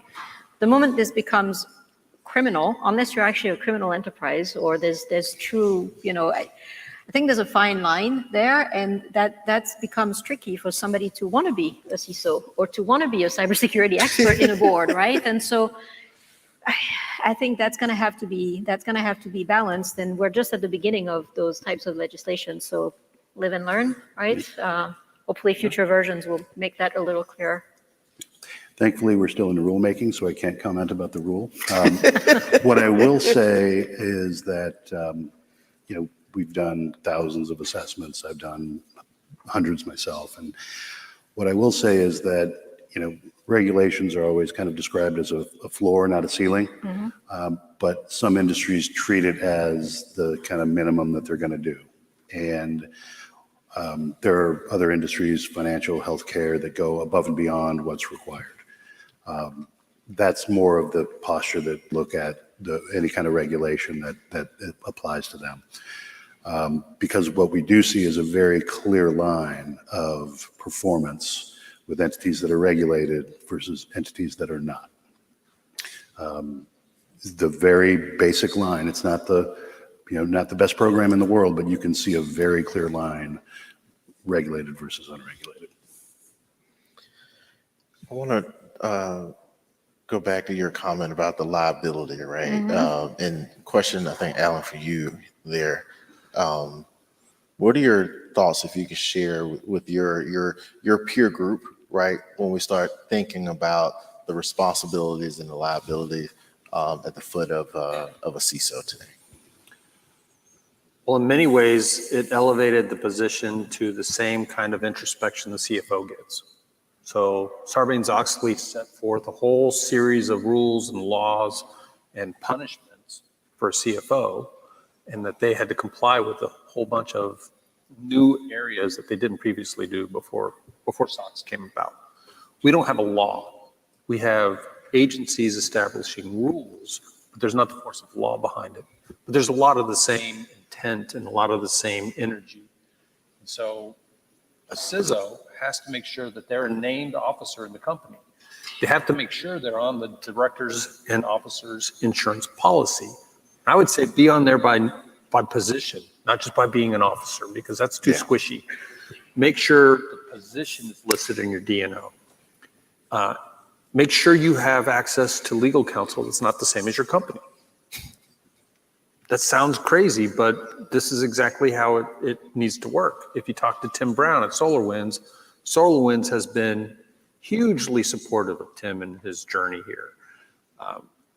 Did he do some things? Maybe, maybe not. That's not for me to figure out. But at the end of the day, SolarWinds backed him 100%. They got him external counsel because they recognize the counsel for the company has the company's interest, not Tim's. So he has a separate counsel.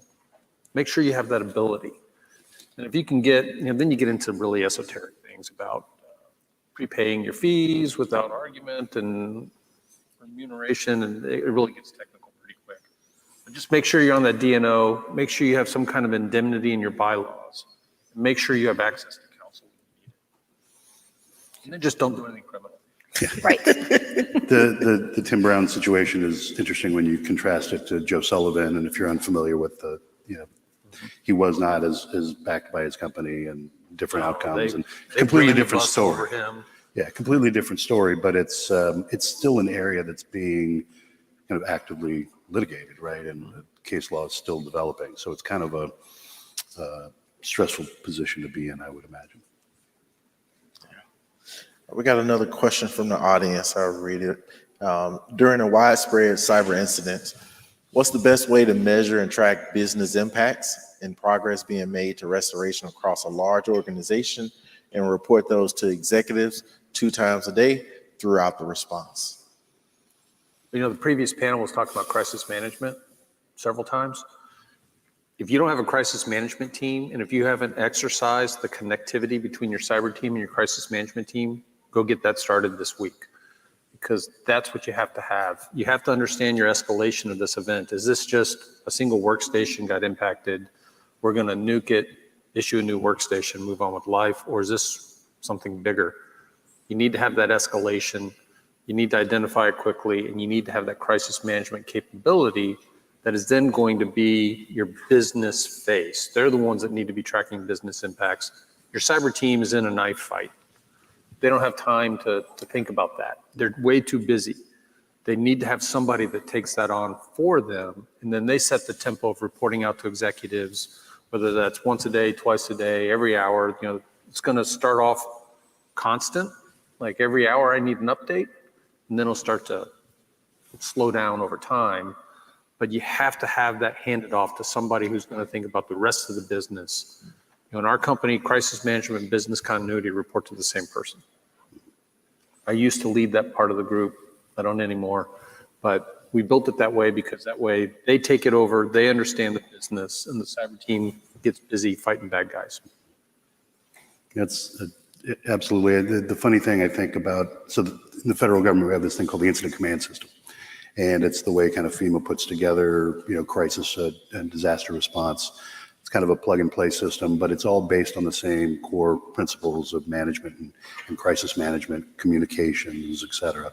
And they have all the support teams. And there was actually an incident in a state a number of years ago where the cybersecurity team was, you know, going after the bad guys and trying to clean up their systems. And they happened to be using the disaster operations center of the state.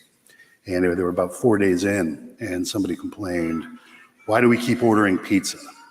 I'm sick of pizza." And he's like, "Because that's the app I have on my phone." And somebody rolled out of their office and said, "What are you guys doing in here?" They said, "Oh, we're managing the cyber incident." They said, "Do you need a disaster declaration?" And they said, the cyber guys were like, "Well, what was it? What would a disaster declaration get us?" And the guy's like, "Catering, for one." Yes. And it dawned on them, and all of a sudden, these 10 people sitting in this room had support staff, communication staff, catering, like the whole thing. So leveraging what you have, don't stay in your silo, right? Mm-hmm. Catering, I like that. Catering. Love it. Question for you on looking around the corner, right? So what are some of the future trends that you foresee from a cybersecurity perspective? And then how would you recommend organizations kind of prepare for that? What can they do today to be prepared for tomorrow's tough challenges? One of the things that really irks me right now is not only we see, so in my world, we call them data breaches, right? But I mean, it is most of them are cybersecurity events, if not all of them. And so it's bad enough that they are occurring. And because of some of the things that we talked about today, like, you know, software patching, vulnerability management, application security, or phishing. But what really irks me is that the number of companies we see being re-breached. And so to me, that means that they did not learn from the first time, right? They were breached. And what we also see is not only they did not learn, but they actually didn't fix where they were breached before, because some of the best practices we talked about today are totally foreign to them, right?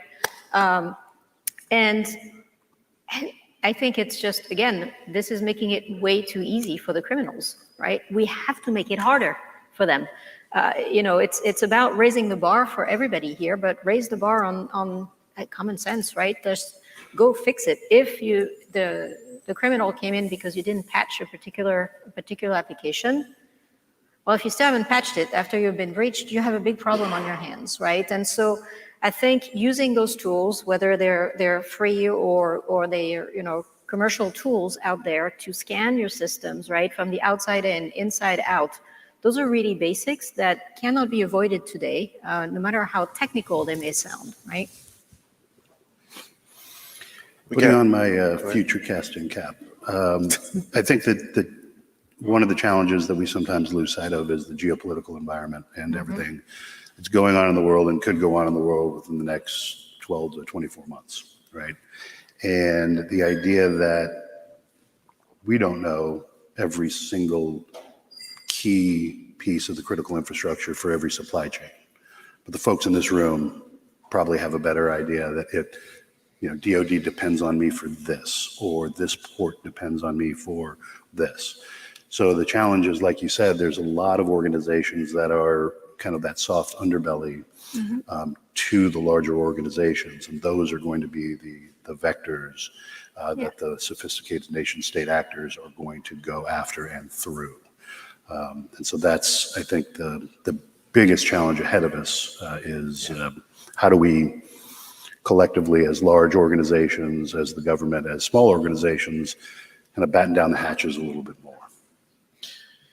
We're almost out of time. We got one question I want to address. In preparation for Cybersecurity Awareness Month, what activities do you have for your respective organization to spread awareness and build a resilient workforce?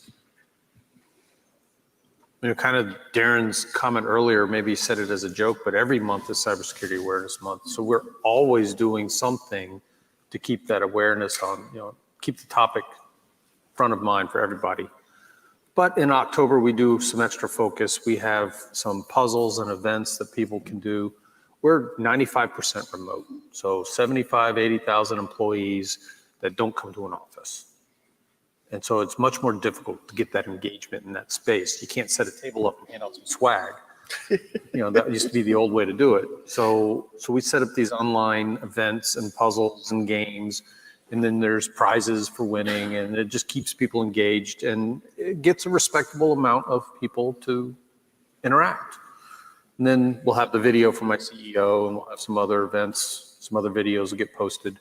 So all of that just helps to get it at the very top of the list, but you're competing with every other thing in your company. And the larger you are, the more things you have like this that always want to have their focus. And so you just have to find a way to navigate that.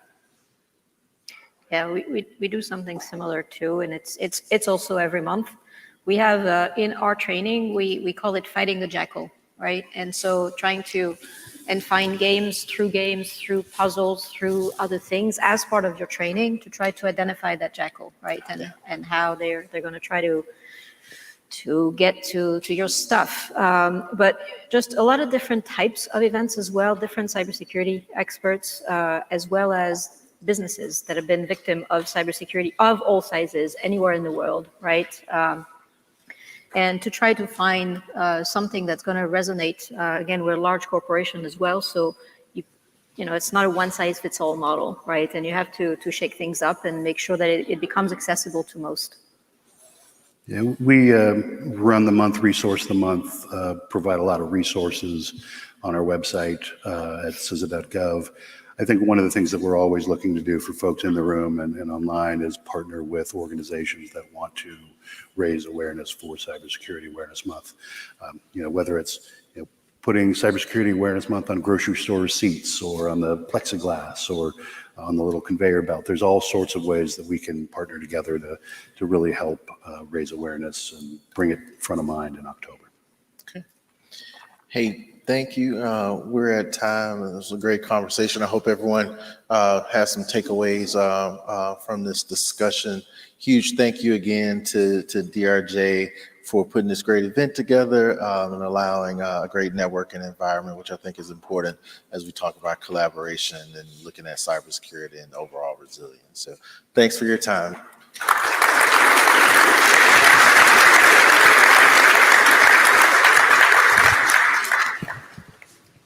Thank you.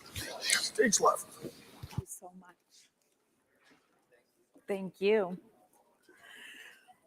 All right, DRJ. So one of the common themes I have been hearing throughout all of our presentations have been communicate and connect. Connect with your business, connect with business continuity, organizational resilience, disaster recovery, your cyber teams. And I know that that's not always the easiest thing to do, but I would recommend before you leave here today, connect with someone who will help you and encourage you to do that when you get back to your organizations. With that being said, we are going to take another break. We will be back at 10:30. Thank you so much.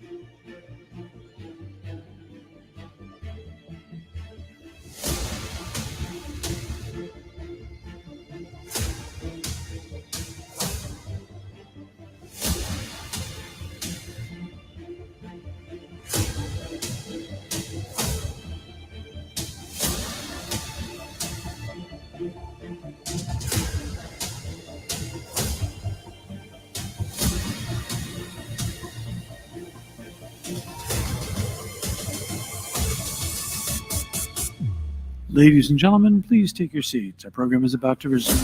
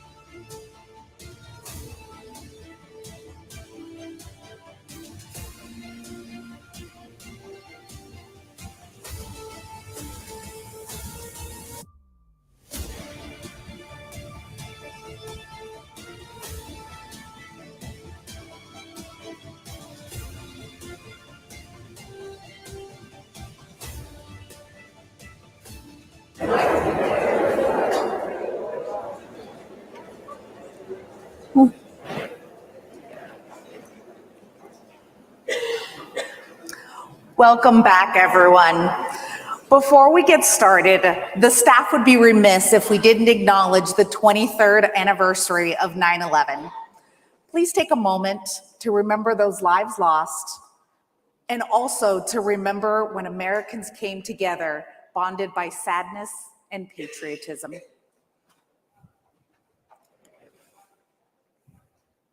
Thank you.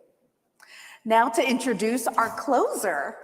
Jean Rowe first attended the DRJ conference in 1994 as a new business continuity manager.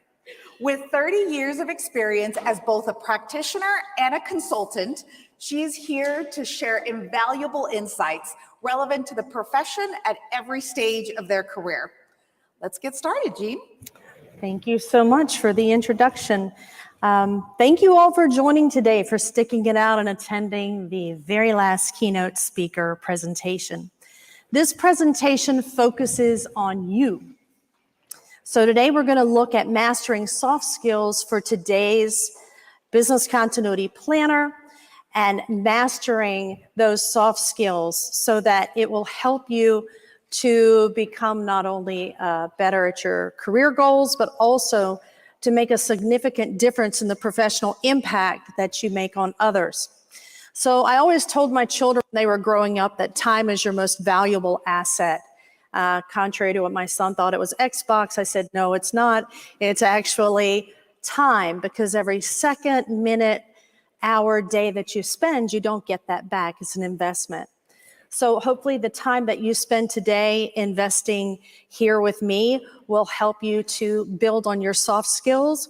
We're actually going to look at not focusing on technical skills, but the actual soft skills. So before I put this presentation together, I polled industry thought leaders and asked for pearls of wisdom. I asked them for stories that I could share. So I want to thank personally Michelle Turner, Cheyenne Marling, Chris Turnbull, Devakar Pandian, and Lori Devon for their input and their contribution to this presentation. So let's go ahead and get started. This is an informal poll, by the way. So you've chosen a career in business continuity. How many of you, by a show of hands, and the lights are really strong so I can't really see, but how many of you actually chose a career in business continuity? You made a conscious decision. Look around, look around. Thank you. If you could please put your hands down. Now, how many of you just fell into it through another career path? That's me. I was actually living in Dallas, Texas, and I wanted to move back to the East Coast. I missed the beach. I missed my family. And business continuity manager for the general bank was the only job on the posting. And I convinced them I could do it because it was a free ticket home. They were going to pay for me to move. And they hired me. I convinced them I could do it. Little did I know that I would come to love and be very, very passionate about this field and what I do. And it's kind of ironic. 30 years later, my first DRJ conference was in fall of 1994, and here I am. So, and how many of you feel like the person in the illustration? You don't have to raise your hand if your boss is here. But you know what? However you got here, well, you're here. So today's session, we're going to focus on not on the technical or the hard skills, but the soft skills that you need to make a significant difference in your work. So what truly sets apart a successful professional? Well, technical expertise, I think we all know it's essential. A lot of the sessions that we attended, looking at what's being offered, what's new in the horizon with respect to innovations in the exhibit hall, we got a lot of technical information to take back. But while technical expertise is essential, it's your soft skills that elevate you from a practitioner to a trusted leader. So what are soft skills? We're going to put a fence around it. What are soft skills? Why are they important? I'm going to share with you statistics that really bring home why it's important. Skill building focus. We're going to do a deep dive. I'm going to give you what are some soft skills that are required, that are based on the evolution of the business continuity industry and studies, and also practical application. What steps can you take to improve your soft skills? And then I will challenge you to a call of action. So, what are soft skills? Cheyenne Marling shared the Whit O'Brien's compensation study that was conducted on what hiring managers are looking for in a business continuity professional. The study showed that similar to how events have impacted the business continuity profession, that there's been an evolution in the soft skills that organizations are seeking in business continuity professionals. So 15 years ago on the left side of the slide, it shows that employers tended to target skills listed, communication skills, organization skills, self-motivation, commitment, and being able to prioritize. And these soft skills, they're still important today. They're sought after today, but the study showed that there was an evolution in skills desired for today's business continuity practitioner. So now more than ever, there are these new essential soft skills listed. Employers are looking for a deep understanding of the business, ability to develop trusted partnerships, and creative and critical thinking. So as the business continuity industry has evolved, the expectations for practitioners have also evolved. The modern business continuity professional is expected to have a more strategic viewpoint and more business-centric skill set to navigate complex challenges that organizations are facing. This means stepping up your game. So being able to, if you're very focused on tactical work, to be able to pull your head up out of the trenches and look across the horizon, from that in the weeds detail and truly seeing strategic viewpoint from leadership and from other perspectives of your organization.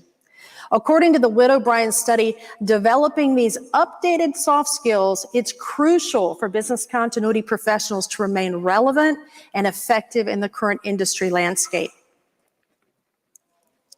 A few more statistics that I will share with you that back up why developing your soft skills are super important.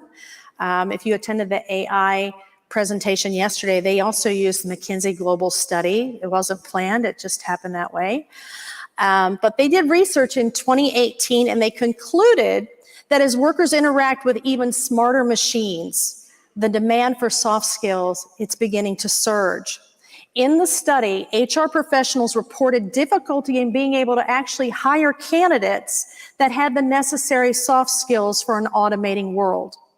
They also did another study in 2019, and they reported that as automation and artificial intelligence, or AI, dramatically changes the nature of the work, that employees need to fine-tune their social and their emotional abilities that machines can't master. The robots are not coming for us yet, right? So the McKinsey study said that employers, they need to adjust the way that they assess, the way that they train and educate and reward their workforce on soft skills. And the study further went on to say that employers need to offer training and incentives and awards to build soft skills to elicit work, and also even conduct interviews that elicit work-life details and experiences that actually make candidates who they are today. If you've ever had an Amazon interview, you know exactly what I'm talking about. Another study that I'll share with you is with the Institute for Business Continuity Training. 65% of business continuity professionals believe that the soft skills are just as important as technical skills in their field. Soft skills enable a business continuity professional to effectively communicate, collaborate, and lead during times of crisis that contributes to the overall resilience of an organization. Okay, some more Widow Bryan fun stuff. They did a study on soft skills in demand. This is part of their compensation report, and I do believe it's still open if you'd like to participate. You can see Cheyenne Marling at the Widow Bryan. I don't know if we still have the exhibit hall open, but you can find her. She's not living under a rock.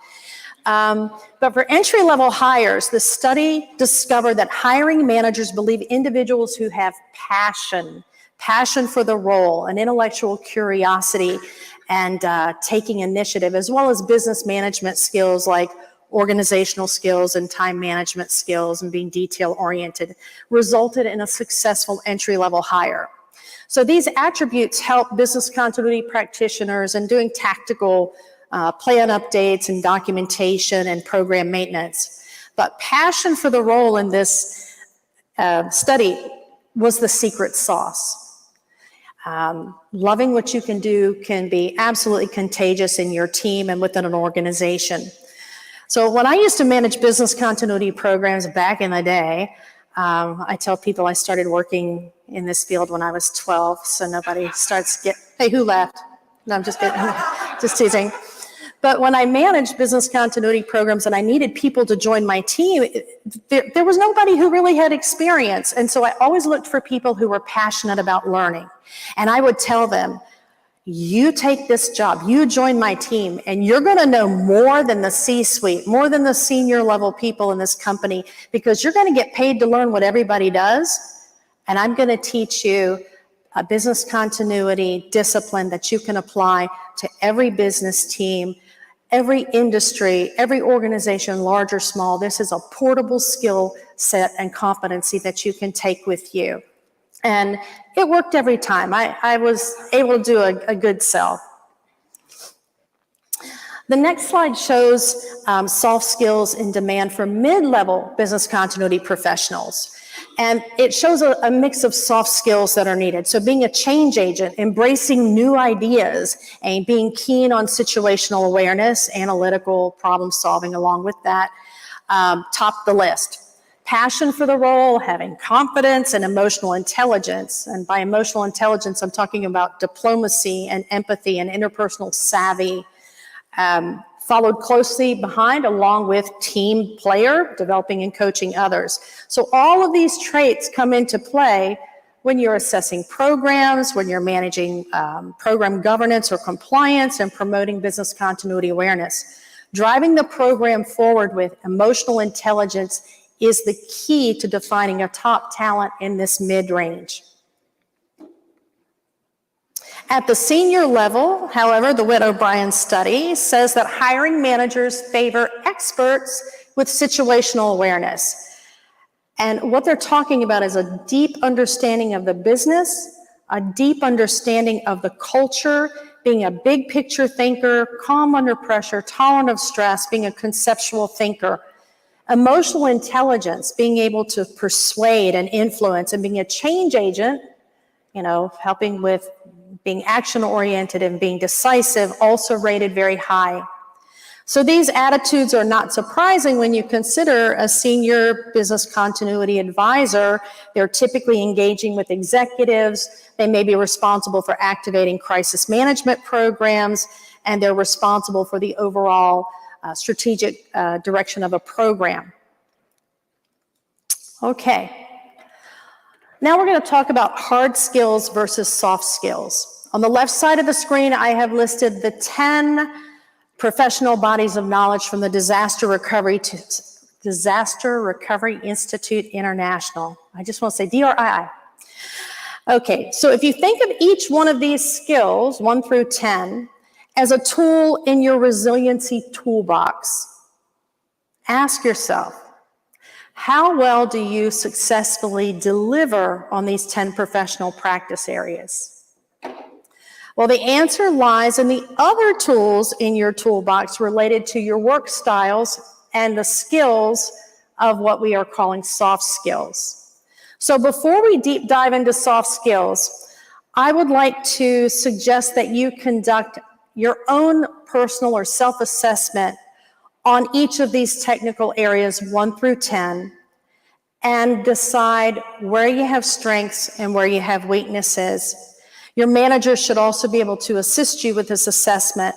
And so while we're not addressing technical skills, I'm advising you that as part of your personal development plan, for you to take the time and go ahead and initiate your own personal development plan based on your assessment of these 10 technical areas. So on the right side, the skills, the soft skills, these are those skills that we're going to take a deep dive on today, and they tie back to the research and the data that I've previously shared. First of all, communication is key. I don't think anyone in here is going to argue with me. The ability to clearly articulate complex information and engage your stakeholders at all levels is absolutely crucial. You know, a lot of us are responsible for getting results from people not under our direct control. And there's an art to doing that. And I think communication underpins that. I'm also going to share with you today, if you're responsible for crisis communication, some key research findings that are related to that, because it impacts your hard and soft skills that you need to manage crisis communications. Next on the list is teamwork. Business continuity is rarely a solo endeavor. Anybody do this a solo? I don't think so, but collaboration is key, being an agent of change and being a trusted advisor. As part of the discussion on teamwork, I am going to touch on how to engage leadership through teamwork, because oftentimes you find yourself maybe in a position to inspire or persuade or influence leadership in making decisions, both in the planning process and during times of crisis. Next up, problem solving, also a vital skill. Business continuity professionals, we need to be adept at identifying potential disruptions, developing solutions to mitigate impacts. We have to think out of the box a lot. And when we're problem solving, you know, we have to be adaptable. So part of problem solving, you know, adaptability is a key in a world of constant change. Our threat landscape is constantly changing, and so is our world. So we need to be able to adjust our plans and our strategies based on new information or circumstances, be ready to pivot. And finally, rounding up the soft skills we'll focus on today is resilience. It's another critical skill. The capacity to bounce back from setbacks and continue forward is essential. It's deep dive time. Communications, both written and oral communications, are key. A successful practitioner needs a variety of communication skills to be an agent of change. So, emotional intelligence, communicate effectively across the organization, influence and persuade. My own shortcomings as a communicator became very apparent to me when I moved from the corporate world into working for a UN agency. I was the first business continuity manager for the International Monetary Fund. And the first day I started working there, I had 80 emails in my inbox. I didn't even know people knew I was there. And I had 80 emails, and only one required me to do anything. And I quickly learned that after the first week, after attending meetings, and by now at the end of the week, I had several hundred emails in my inbox, that the business culture was totally different than what I expected it to be.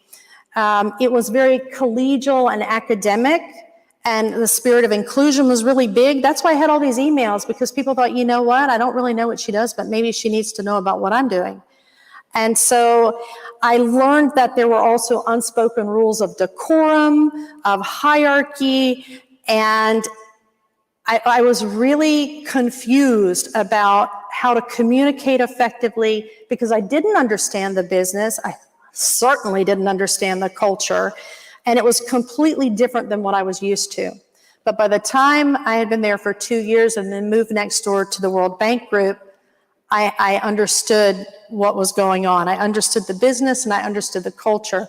And I took a risk. I was hoping that I wouldn't insult anyone, but I added 2 words to my subject line: action required. Because I too got inundated with all these emails, and some of them were for your information and some were for your action, but I couldn't tell. And I was wasting a lot of time sorting through emails. So it was probably the single biggest contribution I made to those organizations by starting the action required, because it caught on and others were able to also use that action required for me. So I wanted to, let me make sure I lost there it is. Okay, sorry. All right. I went a little bit too far. Apologize.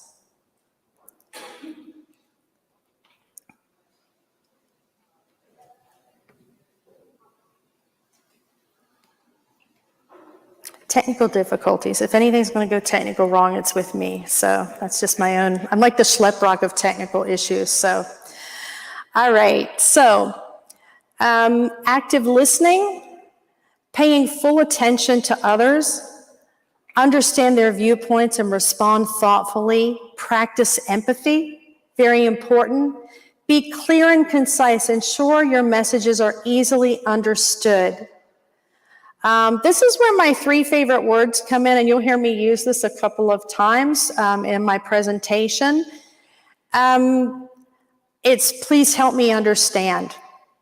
I've worked with groups in more than 180 different countries. That's 180 different business cultures and personal cultures coming to the table. And in some cases, people that I worked with, English wasn't their first, second, or even their third language. And I found that I had to actively listen, and in some cases, I may not have understood what they were telling me. So through active listening and being very clear and concise, I was able to ask them, help me understand, because it affords someone the opportunity to re-explain something if you don't quite understand. So it works every time. It helps me to be respectful and practice empathy. Skipping down to resolving conflict. Again, my 3 favorite words, help me understand, comes in very handy. How can you disagree without being disagreeable? Well, you can go get a PhD in peaceful non-conflict resolution, or you can use some of these tricks off the top of my head. Focus on the issue and not the person. Seek to understand what they are saying to you rather than to be understood. I always like to use I statements like I think, I feel, rather than you, because that sort of sounds a little bit accusatory in nature. And also read the room. Chris Turnbull with Carillion, who worked with me at both the IMF and the World Bank, we've had this discussion before. And he said that of all the soft skills, this is the hard one, being able to read the room. Especially if you're trying to read the room and you're on video, that makes it even harder. An inability to read the room has caused leaders to lose confidence in a business continuity professional's judgment and their competency. Poor relationships have actually sunken business continuity initiatives before they even got off the ground. So this is super important when you're rolling out a program or you're meeting leadership for the first time or even running a tabletop exercise. It's very important, learn to read the room. And this includes the nonverbal communications, which are usually 90% of communication. Be able to read the leaders. What can you offer them? Resolve an audit finding, maybe? Comply with a regulation, bolster their resiliency after they had a major outage. Find out what resonates them and learn to read the room when you're in any type of meeting. How many of you are responsible for crisis communications or communicating in situations of high stress, high concern, low trust? Anybody? I'm looking, yes, I see some hands up. Okay, these next 2 slides are for you. However, what I tell you, you can actually apply it in your personal life as well. So, The emotional part of your brain in a crisis usually takes the forefront, and the logical part takes a back seat. A significant amount of the human brain is activated from an emotional standpoint along with visuals. Northwestern University did a study that showed about trust determination in situations of high stress, high concern, and low trust.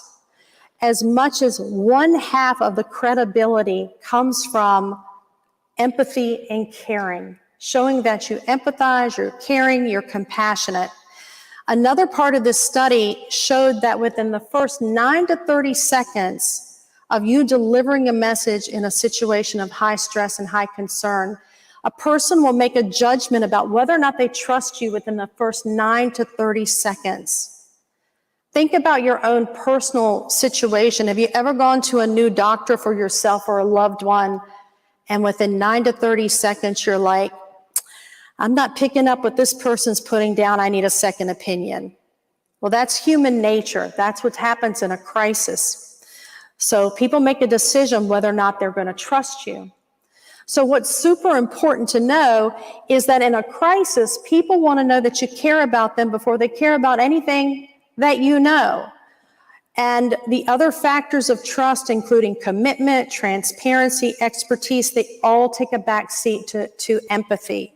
So this means your audience does not care if you're an industry expert, if you've written books, if you have several degrees, if you're the best person and you've handled crises like this before. They simply want to know that you care. So how does this impact soft skills? Well, soft skills are needed when delivering bad news or risk or managing crises or disasters. Everything you learn about communications goes out the window when it comes to crisis communications. So please don't let AI write your crisis comms just yet. It's important, and I'm sharing with you, I studied under Dr. Vincent Covello. He headed, or actually founded, the Center for Risk Communications, and we've actually managed a few crises before. And some of the core concepts that I'll share with you from his research is that when people are stressed or concerned, they typically want to know that you care before they care about what you know. They have difficulty hearing, understanding, and remembering information. They make rapid decisions about trust that are resistant to change. The studies have shown it's easier to move a mountain one shovelful of dirt at a time than it is to change someone's mind once they've made that decision, that trust decision. People make rapid decisions. They also focus much more on negative information than positive. They process information at well below their educational level. Usually it's 4 grade levels lower than their highest formal education. And they actively seek out information from credible sources. So I mentioned Dr. Covello and we've managed a few crises together, and his work includes creation of message map templates that are used to pre-script messages for the most probable scenarios. And there's a whole body of knowledge and science behind crisis communications. Learning the core concepts and the key principles required to deliver and craft those messages are important, along with the soft skills. So if you're responsible for managing crisis communications or any type of communications where there's high stress, high concern, and low trust involved, make sure you get the proper training to sharpen both the hard and the soft skills that are required. Okay, so let's take a dive here. Let's look at what can you do to build your communication soft skills. I mentioned earlier, if you're responsible for crisis communication, seek out crisis communication experts. Lead and participate in meetings. Practice structured agendas. Don't just send a meeting notice. Put an agenda in there of what you're going to talk about. Facilitate discussions. Make sure everybody's heard. Everybody in the room gets to be heard. Do your homework. I like to take 5 or 10 minutes, or in this case, I took an hour to prepare for this meeting. But you want to make sure that you set the stage to have a successful meeting. It's a great skill to be able to, if your meeting sort of goes off the rails, to write a discussion, to redirect meeting participants so that you're having the right discussion and you're getting results. It's also a great skill to end meetings on time, or realizing when someone may not be prepared or the meeting is not moving forward, end the meeting, give people time back. It's a great skill to have. Give people time back. Deliver presentations. Seek opportunities to present your work to other colleagues, to other clients, or even stakeholders. It's important that you focus on clarity, engagement, and persuasive storytelling.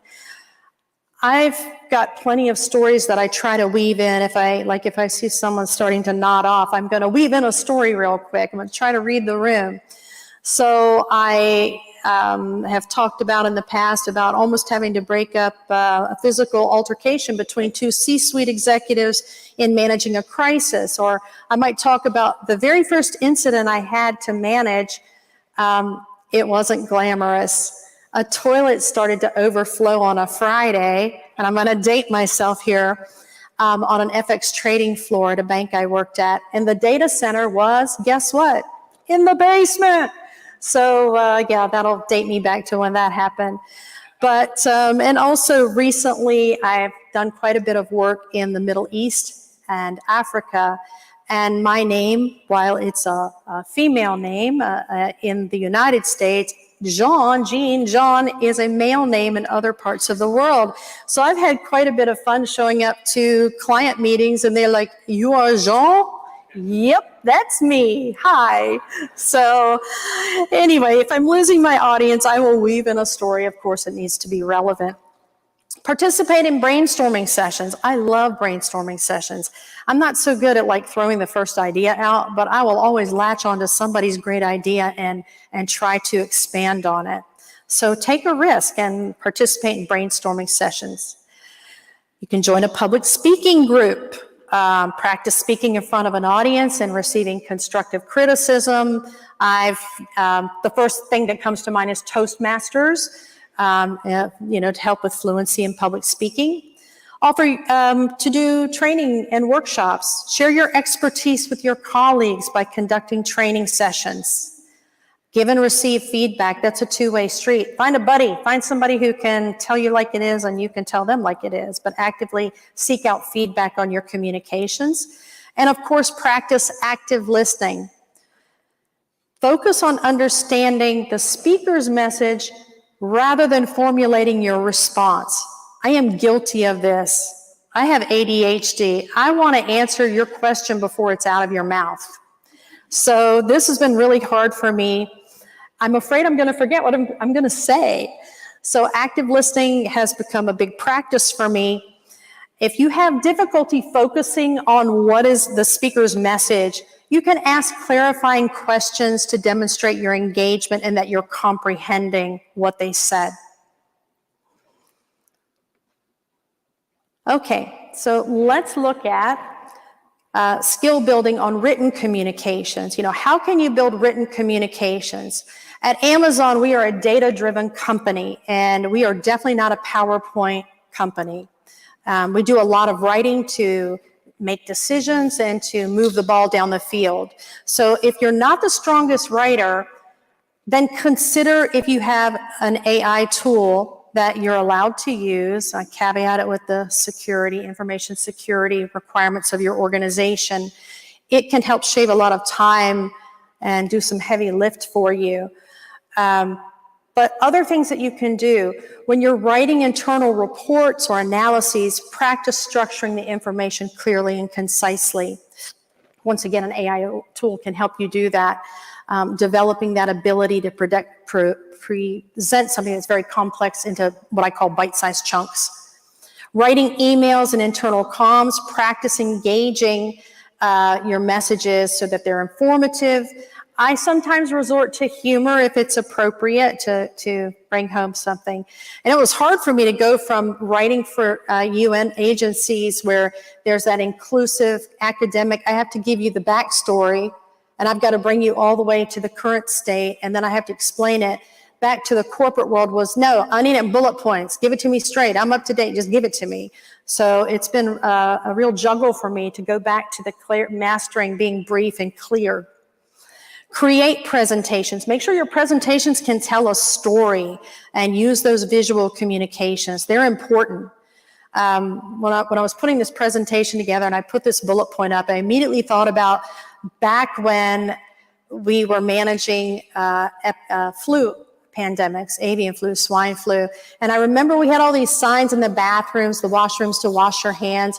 No one really remembered those, but if we put that photo up of that person sneezing across the room and seeing the droplets, I mean, he was like 100 feet away. I mean, I just remember that resonated with me, the visual, of that person who sneezed. So learn to condense your complex information into key points on your presentations. There's a great opportunity to engage and write your own blog post, social media, articles. There's lots of opportunities to develop engaging and informative content. Yeah, somebody could write about how well or how poorly I did in this presentation. I'm just kidding. Okay, edit and proofread. Step up your game. There are so many tools out there to make sure that you don't have spelling and grammar issues. That tends to pull away from the focus of the content. And then there's an opportunity maybe to develop writing standard operational procedures or manuals to provide clear and concise instructions. I used to write SOPs and technical procedures. My thought was I should be able to pull anybody off the street and sit them down and say, okay, do it. Just follow what I did. And that was my litmus test for how well I wrote procedures. Okay, so we're going to move on. I'm just checking the clock. Moving on to teamwork skills. This is really important. Relationships are the currency that everybody in this room trades in, whether you are a practitioner or a consultant. Your ability to develop relationships with those with whom you work with will give you a leg up over others who might be technically superior than you are. So I mentioned earlier the two pieces of advice that I was given and I used. The first is help me understand, which I already shared. The other is when I'm asked a question in a meeting and I don't know the answer. I used to be early in my career like the deer caught in the headlight look and the glazed over eyes. And Lori Devon said to me, she said, you know what, you don't need to know everything, but I bet you know somebody who does know the answer, or I bet you know how to get it. And so now I don't wing it. My integrity is on the line here. So my answer is, that's a really great question. I don't know the answer to it, but I know someone who does, or I know where to find it, and I'll get back with you in 24 hours. Is that acceptable to you? And that usually resonates pretty well. Establishing trust, paying full attention to others, understanding viewpoints, responding thoughtfully, practicing empathy. Really important. Let your teams know that you are thinking about them. I used to send short, relevant articles to people or information on a webinar that was popping up. I marked my calendar to touch base with my stakeholders to let them know I'm thinking about them. Negotiate. Approach negotiation with innovative, flexible mindset. Look for win-win situations and navigate setbacks. I have used the internal network to resolve conflict and gain buy-in and negotiation early in my career. I ended up working in a department where one department bought this huge IBM mini mainframe over the advice of the IT department, which was right next door to them saying, don't do it, don't do it. And they didn't even speak after the item was purchased. And I found myself going back and forth, practicing empathy, meeting with these people, and finally, after 3 or 4 months, got everybody together at the table saying, hey, we made mistakes, we need to move forward, and we need each other to make this work. So it was helpful early on to build relationships and get negotiation to the table. So let's talk about team building. What can you do? These are workplace-focused activities that you can consider. Cross-functional project involvement. Collaborate with teams that are different than your own group, because you can see diverse work styles and diverse perspectives when you are involved in other projects. Mentorship and coaching. Share knowledge and experience to help foster a collaborative environment. Enough said on that. Team building exercises. Participate in activities that are designed to enhance collaboration and communication. Some examples: tabletop exercises, a process mapping workshop, conducting a SWOT analysis on maybe the strengths and weaknesses of your team. Look for inviting maybe a professional team facilitator to come in and train your team. And then there's always fun activities like escape rooms. My team met in Austin, Texas in June, and we did an escape room. I got a sticker that said, "I almost escaped." It was our luck, but there was a malfunction in the very last room. So we should have gotten the "I escaped," but it's okay. And also scavenger hunts. When Amazon would get together, we love doing scavenger hunts. So, and then also you can participate in industry project teams as well. Conflict resolution training. Hopefully, not a lot of you have to deal with conflict on a regular basis, but there are books getting to yes, there are conflict resolution certifications and scholarly articles and that kind of thing. Volunteer outside of your organization. Contribute to community initiatives to practice teamwork outside of work, your normal team that you usually work with. And then, of course, there's structured learning. I did say I would touch very quickly on leadership and teamwork. So consider how best to engage your, make strong connections with key decision makers. Who can champion the activities in your organization? Well, firstly, demonstrate value. Clearly articulate to your leaders how your work aligns with their leadership team's goal, your leadership team's goals and objectives, and offer to support them. Provide regular updates on time frames, on activities you're going to do, on your deliverables, and ask for feedback from them. And clearly communicate any potential challenges. The worst thing you can do is blindside your leadership team. Okay. We are now going to look at tackling problem-solving skills. Remember the earlier Whit O'Brien study that I shared with you that talked about passion for the role? I really am a strong believer that passion oftentimes inspires creativity when problem-solving. So the skill be curious, some of the actions that demonstrate that. Cultivate intellectual curiosity. Ask questions. Ask lots of questions. Analyze problems from different angles. I always try to put myself in someone else's shoes. Embrace a growth mindset. View challenges as opportunities to improve, not another one. Be willing to experiment with new approaches and be innovative. Stay on top of industry innovations. That was one of the reasons that I came to the DRJ, was I wanted to see the innovations in the exhibit hall, and I wanted to network with you all and see what innovations you were using to address some of your complex problems. Collaborate, facilitate open discussions, to leverage the collective knowledge and the skills of your team. I truly believe that everybody has something to bring to the table, and I try to capitalize on the strengths of my team members. So bring people together and find the best solutions using both creative and critical thinking skills. So in 2004, I'll share a very quick story. It was one of the worst hurricane seasons ever. Anybody else had to manage 2004 hurricanes? Florida was dubbed the plywood state, and Hurricane Weary was a thing. People used Hurricane Weary. And I had a client, I was a consultant. Yes, I went over to the dark side. I was a consultant at the time. And I had a client, a regional bank, and their staff had been battered by 3 hurricanes already. The 4th hurricane in 6 weeks was just on the horizon. It had already popped up. And the CEO was worried people weren't going to come to work. And that's a big deal if you're in a bank in the United States. A bank can't be closed for more than 3 days. There are very serious civil and criminal penalties. Bank officers can face jail time. There are financial penalties for every day a bank's closed.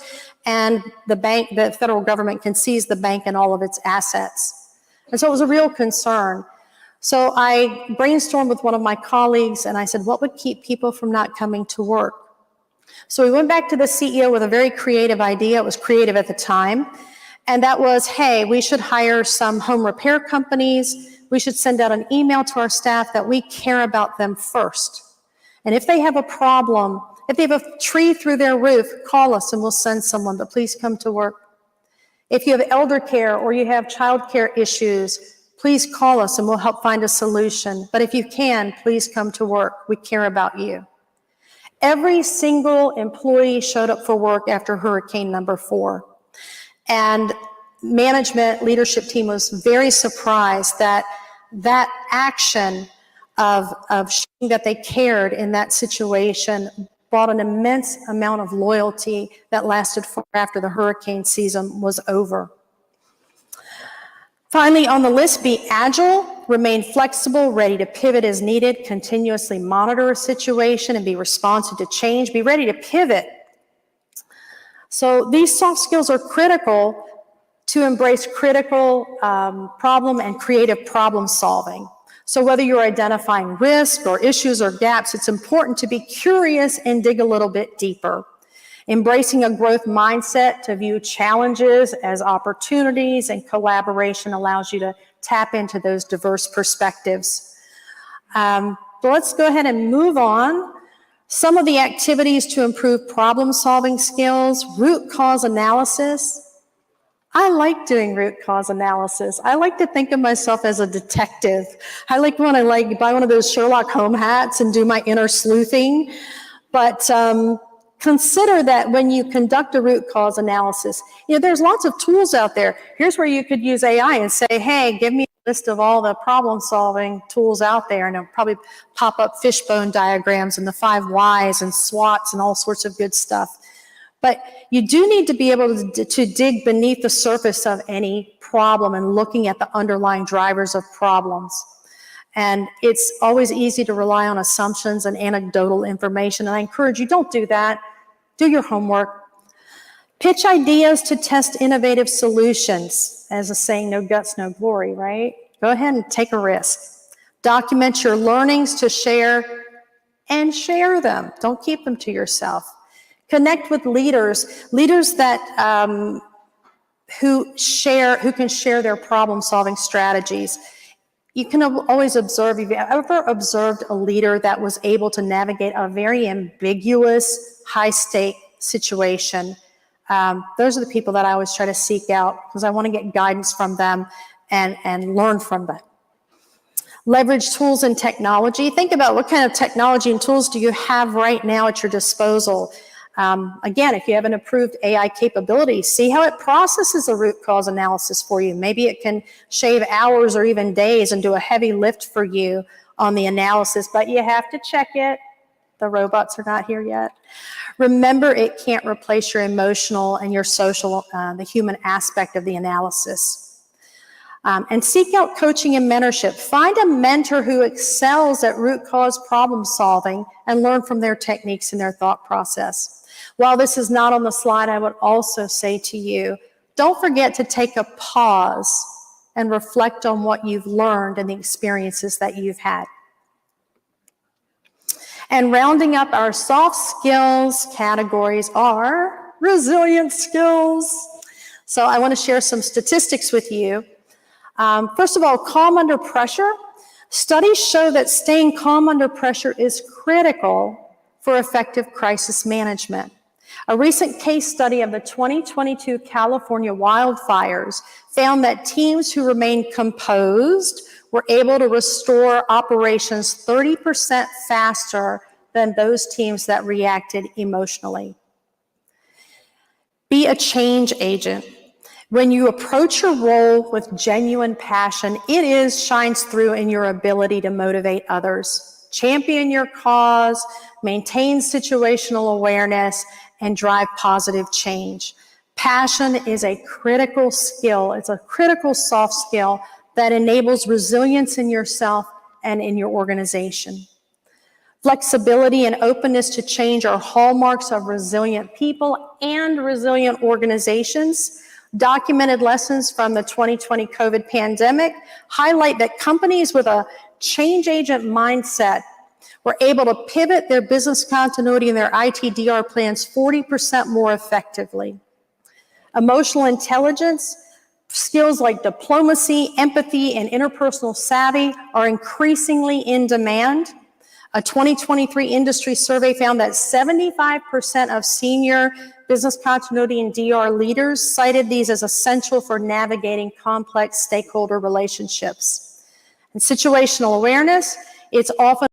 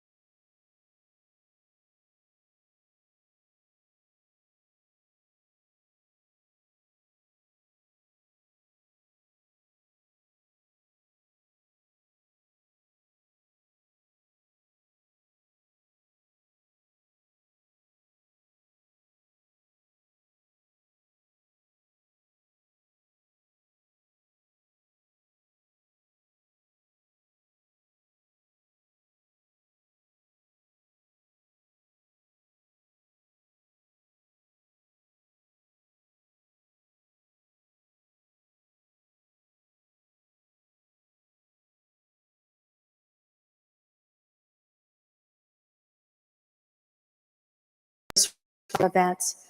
Build your adaptability, increase emotional intelligence. We've talked about that quite a bit.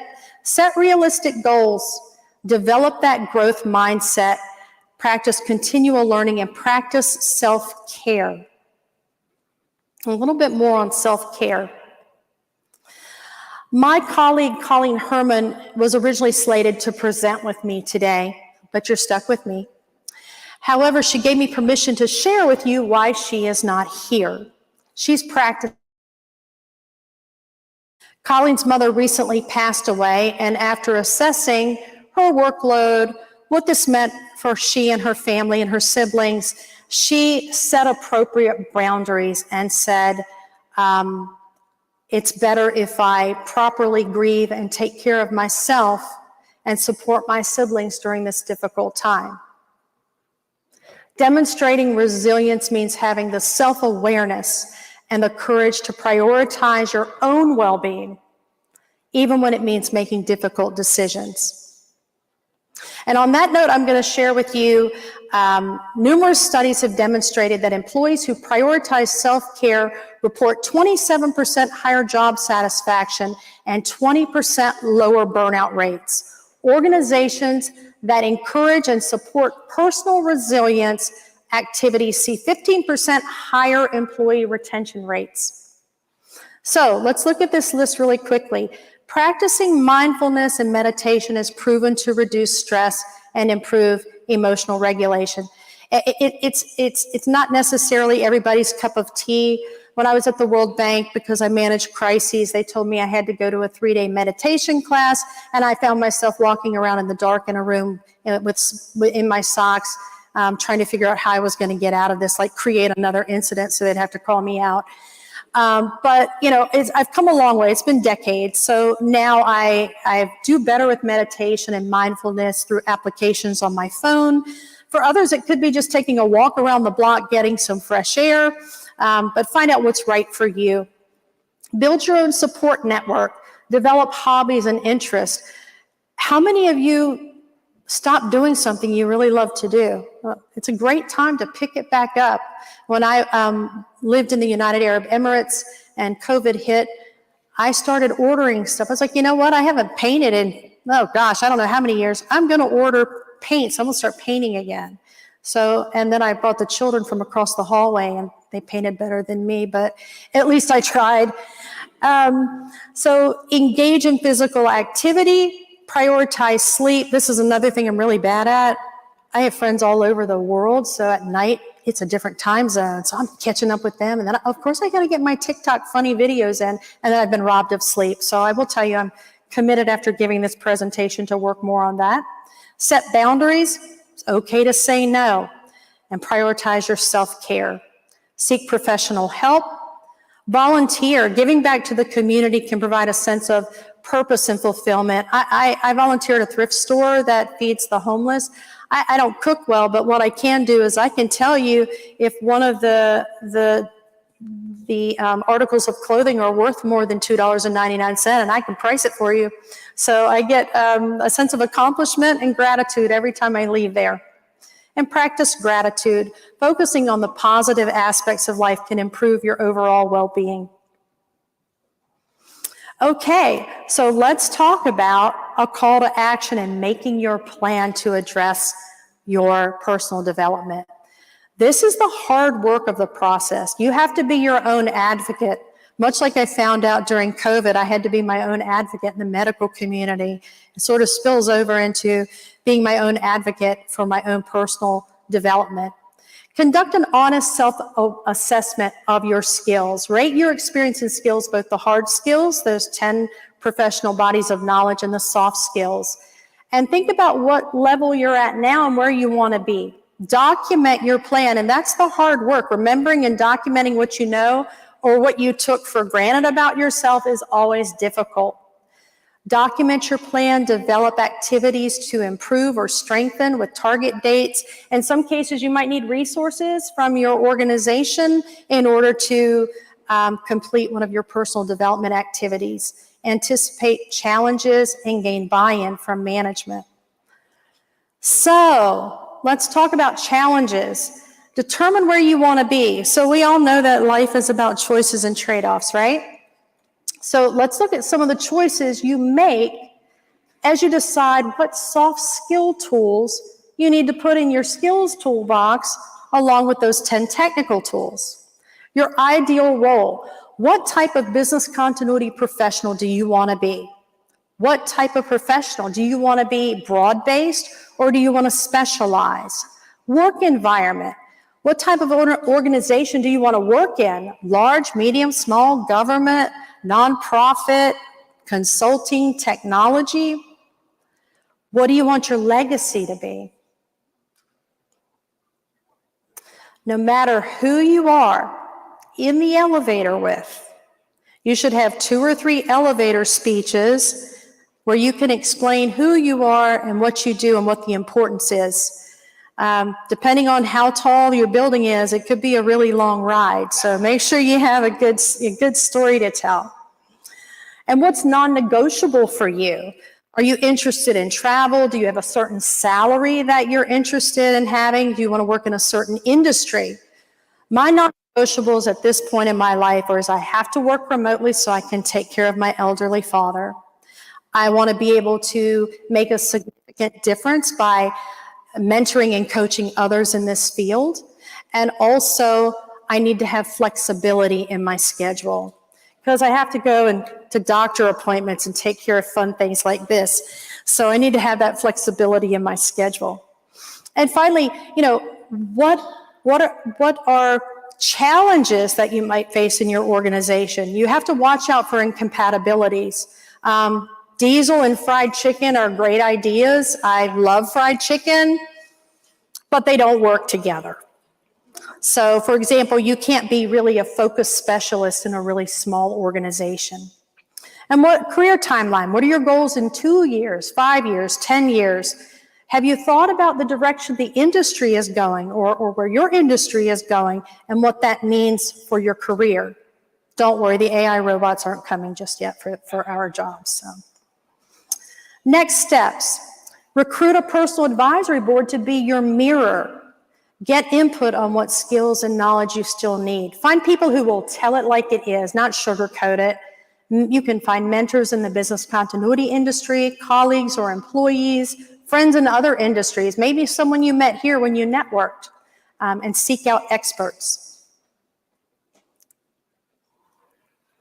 Okay, so be sure that the experts you seek out are the right ones for your path. If I wanted to run a lovely resort hotel like the Gaylord here where we are at the DRJ, then these are not the people I would consult with. So I do have listed on this slide a few places to find experts through professional networking, online sources, educational institutions. Checking my time, okay. And educational institutions. For managers, please pull together your team and identify overlaps and partnerships. Incorporate soft skills training into employee development plans. Provide resources and support for ongoing skill improvement to build your workforce.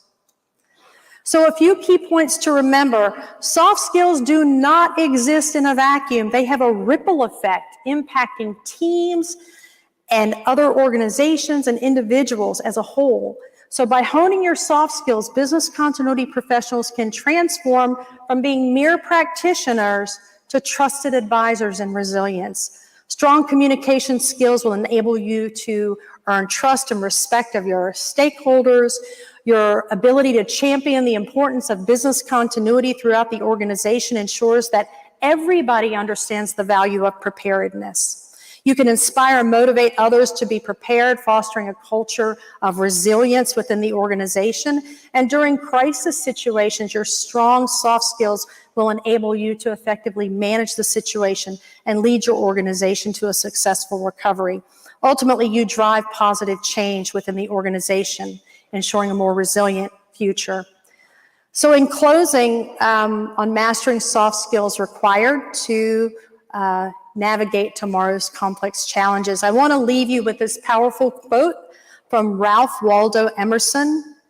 The only person you're destined to become is the person you decide to be. This statement speaks to the idea that your personal and your professional development, it's ultimately in your hands. So you have the power to shape your future and become the resilient, passionate, and impactful business continuity professional that this field absolutely needs. And throughout the presentation, we explored essential soft skills of communication, teamwork, problem solving, and resilience. We looked at strategies, we looked at building and honing these skills and drawing on industry research and case studies and best practices. But now the real work begins. It's up to each of you to take control of your own growth and development. Conduct that honest self-assessment and create your personal development plan and relentlessly pursue opportunities. Embrace that growth mindset. And remember that the limits are the ones you place on yourself.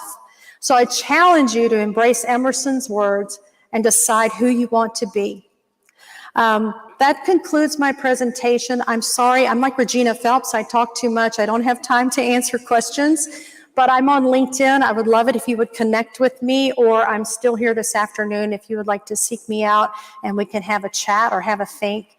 But thank you so much for attending my presentation, and I hope that you were able to glean some pearls of wisdom out of it. Thank you so very much.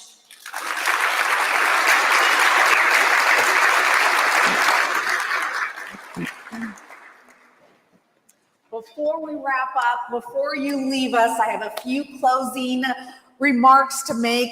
First thing I wanted to mention, that green sheet of paper that's on your table has some great closing information for you, including some information about one of our final drawings. So please take a look at that. We would like to thank you very much for attending DRJ Fall. Thank you to all the attendees. Thank you to the speakers. And thank you to our boards and sponsors who help us pull this all together. As a reminder, I mentioned this earlier, but our mobile app will be closed at the conclusion of our conference, but you can access the replays, the session recordings, and the files in the attendance hub, and you will be sent an email. We do have boxed lunches outside, and we will see you all in Orlando for DRJ Spring 2025. Thank you so much, everyone.